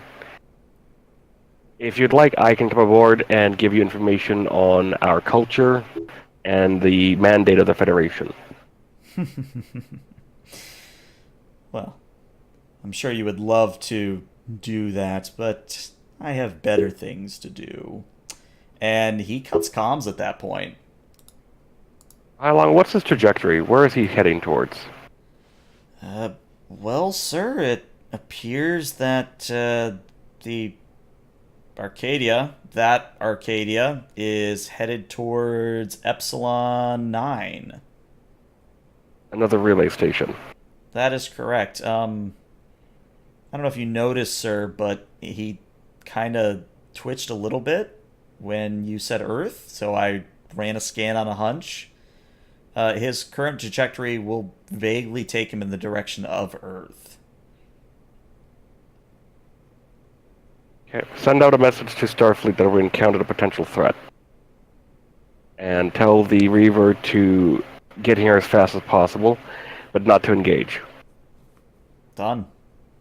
And one more message to Epsilon 9, tell them to evacuate. Alright.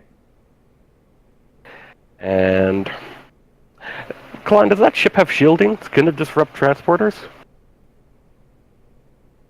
In my scan beforehand, would it have picked up on that, or is it because I was just scanning the weapon system that I wouldn't have picked up on that? Well, you can actually infer that it has, I guess you would call it NX level hull technology, where it doesn't have shields per se, but it does have a polarized hull. However, as you probably can surmise without needing another roll, the fact that your sensors aren't really able to penetrate the hull pretty much means transport is not possible. Right. If scans commander, I think they would be able to block transporters.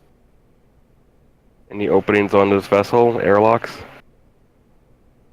Well, there's a bunch, but it would involve, catching up with the ship and docking with them.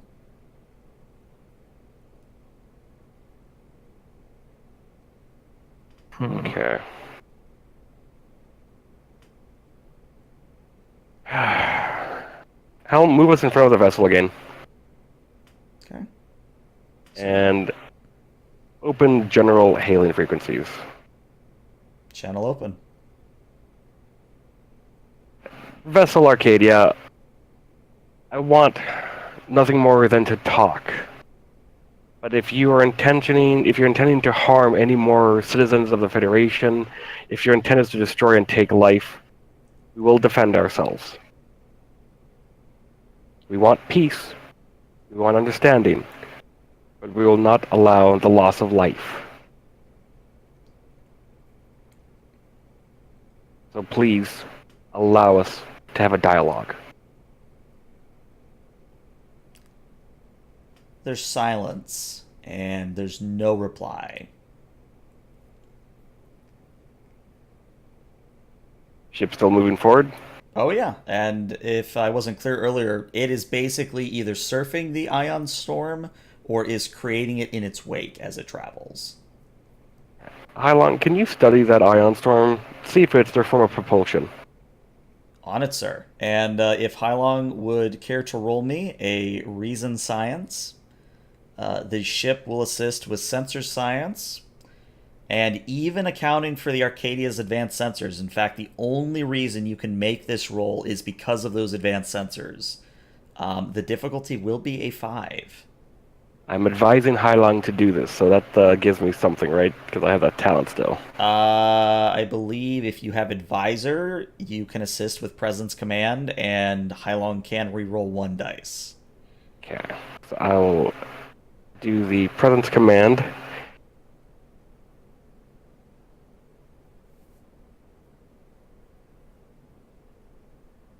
I just roll 1d20? Yep, just 1, because you're assisting. Yeah. No focuses. Okay, Okay. starting off strong with a 1. Who's rolling for Hylong? Let's have Bryn do it. I haven't seen him do it roll a little bit. Sure. Yeah, Bryn hasn't rolled too much this session. Hylong? Yep. Let me pull up. Okay, what am I rolling? You are rolling Reason and Science. And she does have a focus. And if memory serves, she does have a value at least, which you could use for determination. And you can also spend momentum just like you would normally if you so wished. I'd say do it. All right, so I'd have 3 with the focus. With determination, that would be what? Well, no, you start off at 2, and Right. if you buy any dice, then it would be 3, 4, etc. Oh, that's right. Okay. Yeah, I'll use 1 momentum. Okay, that'll be 3 dice then. Okay. And then applicable focus. Yes.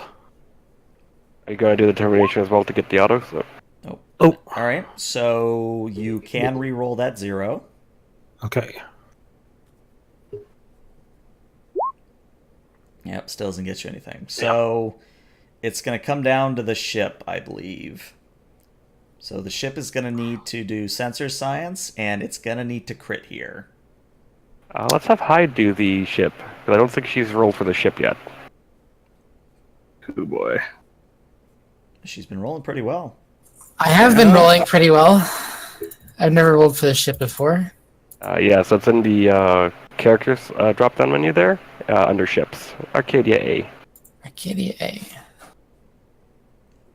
And the one thing to notice is the ship always rolls 1 dice, and it always has a focus. Okay. And what am I rolling? Sensor science.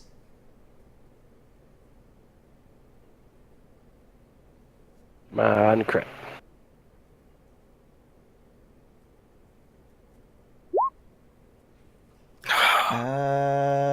Not quite.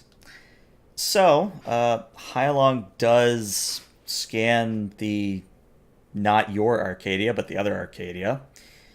And while she's not able to get too much useful information, she is able to get the fact that, sir, you probably already guessed this, but this Arcadia is not from either our universe or the mirror universe. It's from something entirely else.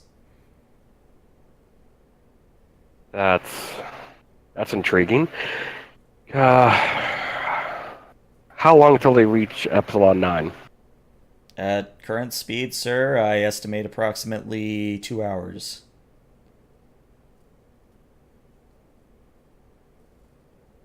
Is there any information of the Arcadia, a vessel like this design at all in our database? Nope.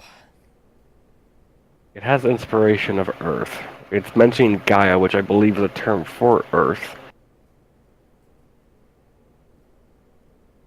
Interesting. We can't get aboard their vessel easily. Well, if they don't want to respond to diplomacy, let's give them an hour. Let's come up with a plan to disrupt their ion storm propulsion. But after that hour, we'll have to make our move. Okay, So trail us behind them, Helm. done. And, yeah. I guess we wait an hour. We should also inform the other ship. What was its name? Reaver. The The Reaver. The Reaver, to catch up with us, because we're gonna need some help. Everyone's gonna die. All right. So yeah, you take an hour. Any particular bits of conversation that you want to come out during that hour? I'm probably just gonna keep trying to send message bursts. Just like text messages to them, like data packets, information on the Federation, stuff like that there. Okay. He's just gonna see if that anything piques their curiosity. Okay. And yeah.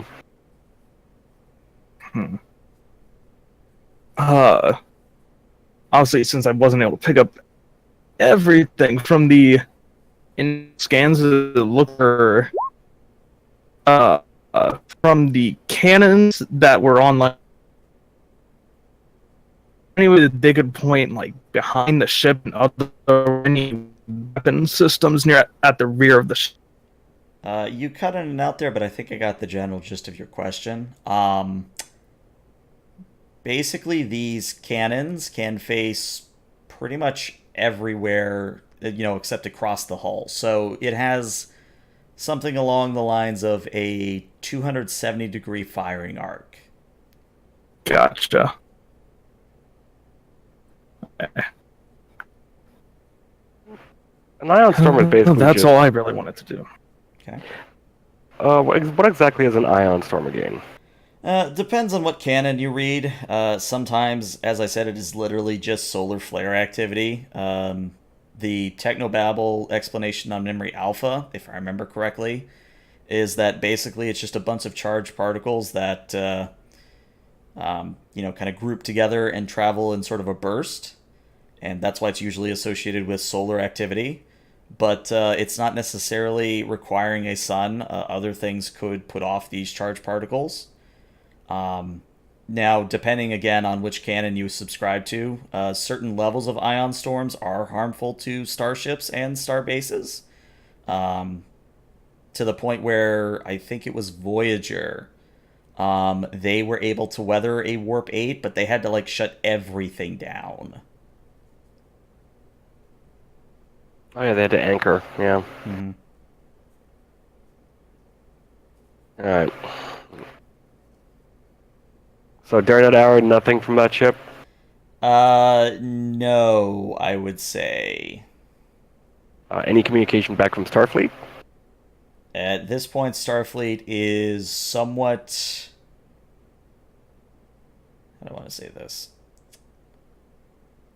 They seem to be not answering your call, quote unquote, but you are at least getting the fact they're receiving you. Okay.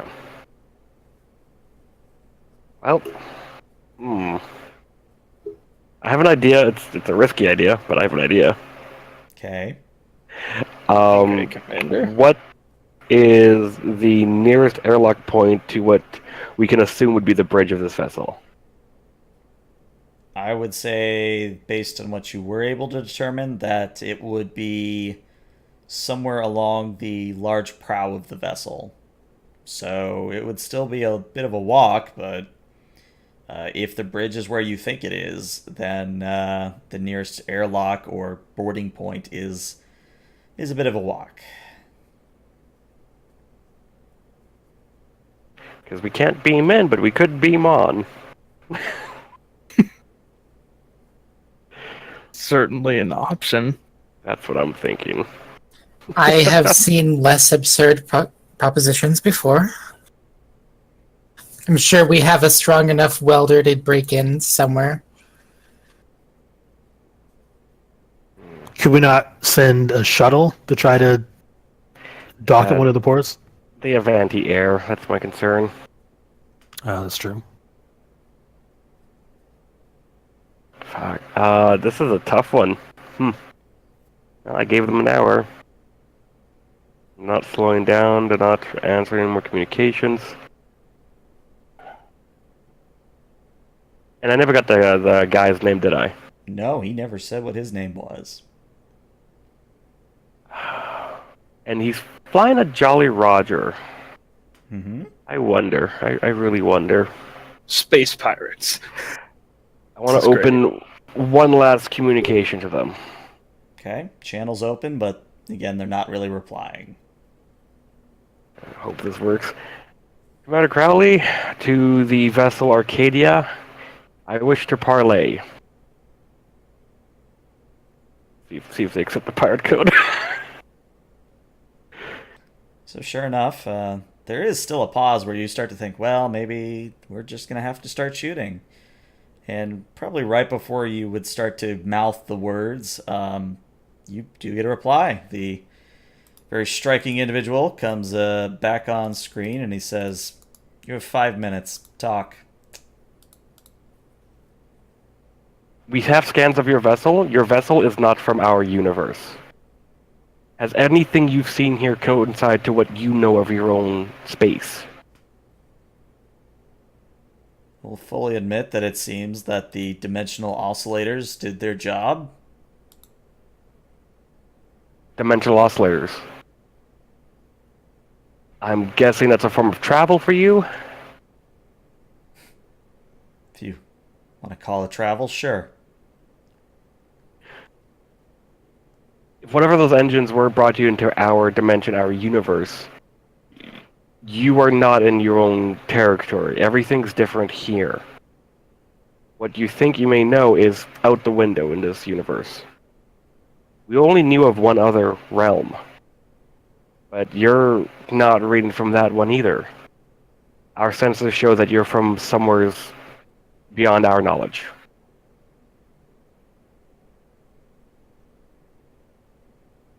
If you like, I can transmit you the information. You can verify it with your own scientists as well.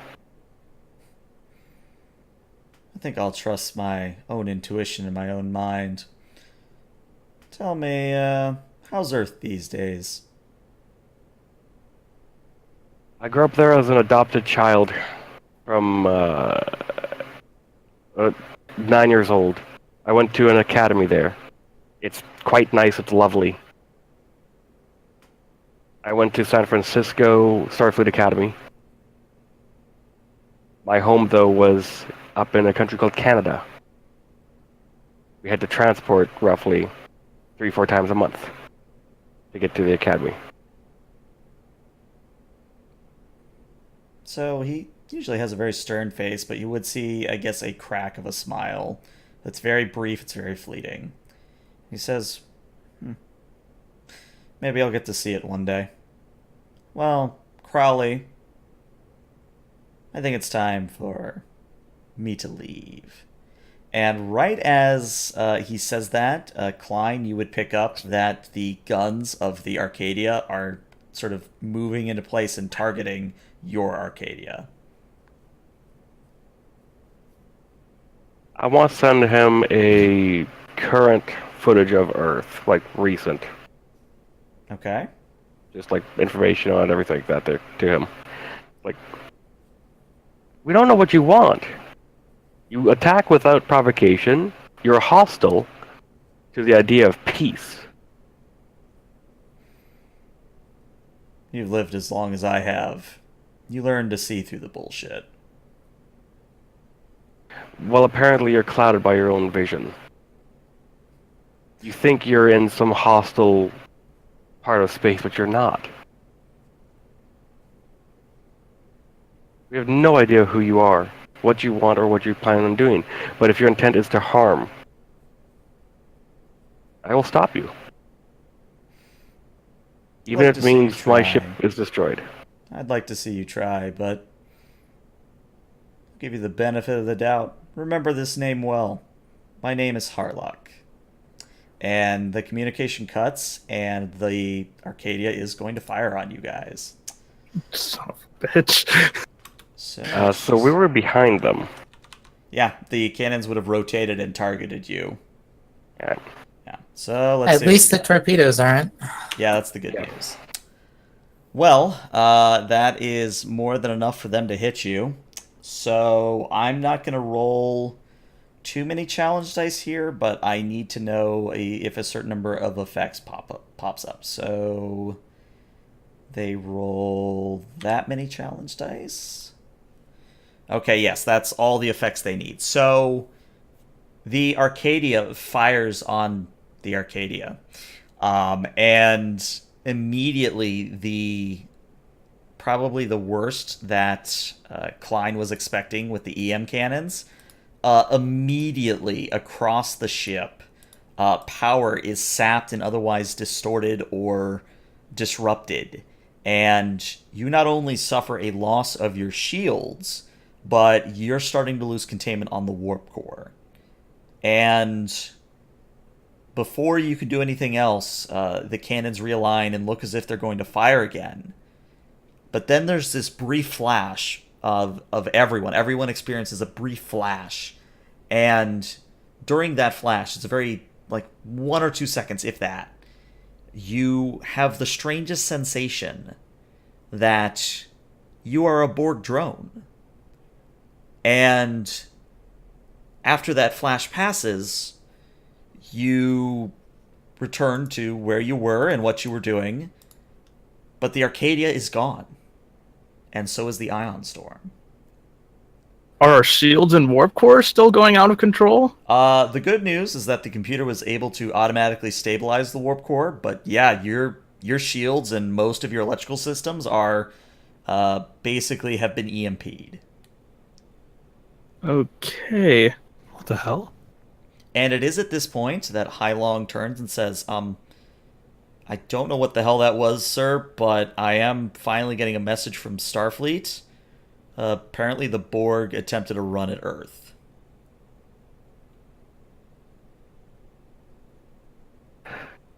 Alright, let's get systems back up.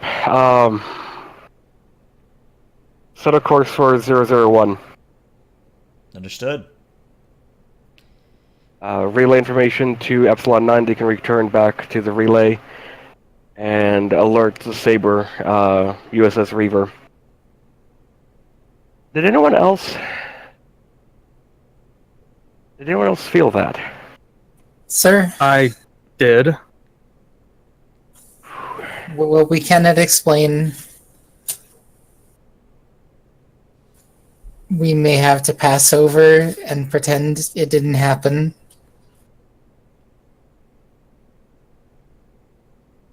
Hyde's already tapping away at her pad idly, hoping it will provide some answer. Gotcha. Looks to be pairs going on. Hailong, also scan, where did that ship go? Well, again, good news, bad news, sir. Good news.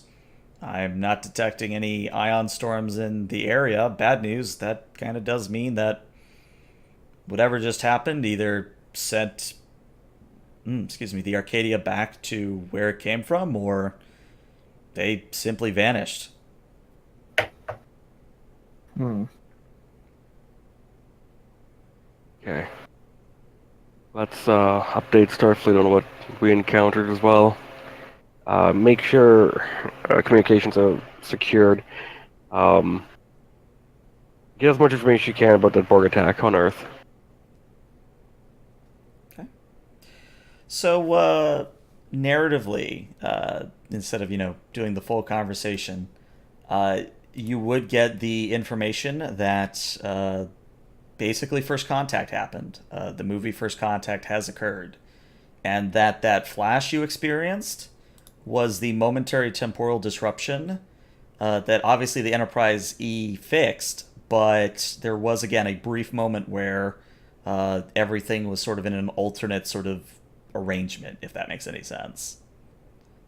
Oh, and Crowley was Victus for a moment. Mm-hmm.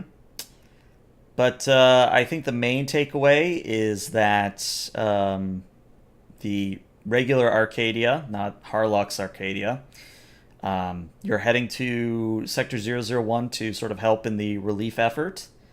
But I honestly think that's a good place to end the session, kind of in a mysterious, sort of nebulous way. Can Can I ask Go ahead. something real quick? You can I was just going indeed. to ask is there any sort of indication that are we getting any communication from what was it, the station that we were just at, Epsilon 10. Epsilon 10? Yeah. No, it appears to still be otherwise derelict. Okay, so nothing was erased for us. Yeah. As Okay. far as you know, yes. Actually, I have one more thing I want to do. No, sure. What's going on? Once we get set on course, I'm going to go to sickbay Okay, sure. and ask the doctor just to run a scan, just because I was a Borg for a moment, but I also was going to be turned into a one a few months prior. I want to make sure everything's fine.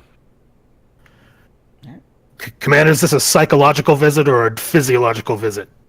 Yes, bit of both. All right. As you know, I had assimilation nanites in my system, and whatever that flash was, I heard voices.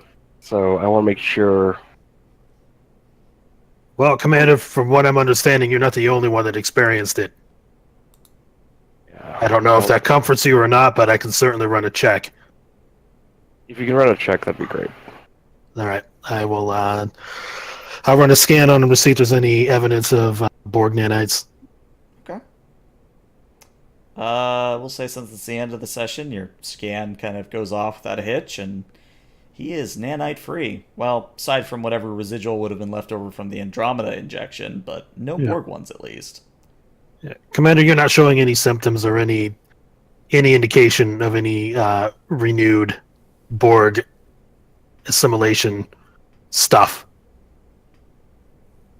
Where did you go to school? What does it matter? I'm a hell of a doctor. Yeah. I went to the academy just like anybody else. Look, I came from a small, isolated colony. It's like I said, I'm not great with the words, but I've always had a great instinct for medicine. I went through the academy, passed with flying colors, and I have experience as a doctor. Just because I don't have all the, words like a Vulcan or anybody else, I still know my stuff. I doubt that they would assign me to this ship if I didn't know what I was doing. Very well. Thank you, Doctor. You're welcome. Hey, guys. He's grumbling. Tom, what did I tell you about mixing these together? Tom opens his mouth, but as soon as Crowley steps out, Jensen walks in and says, "Doctor!" He just slams his tricorder down on the table and starts chewing him out. Oh. All right. So unless anyone has anything else, I think that is what we'll end the session. Yeah. So yeah, players, stick around for a little bit. But to anyone watching on YouTube or Twitch, hopefully today was entertaining. I will see this group 2 weeks from now on the the 12th of August. Yeah. I believe our captain will not be here again, so it'll be another sort of Crowley in command episode. But other than that, thank you for watching. I appreciate it, and I will see you later. Bye-bye.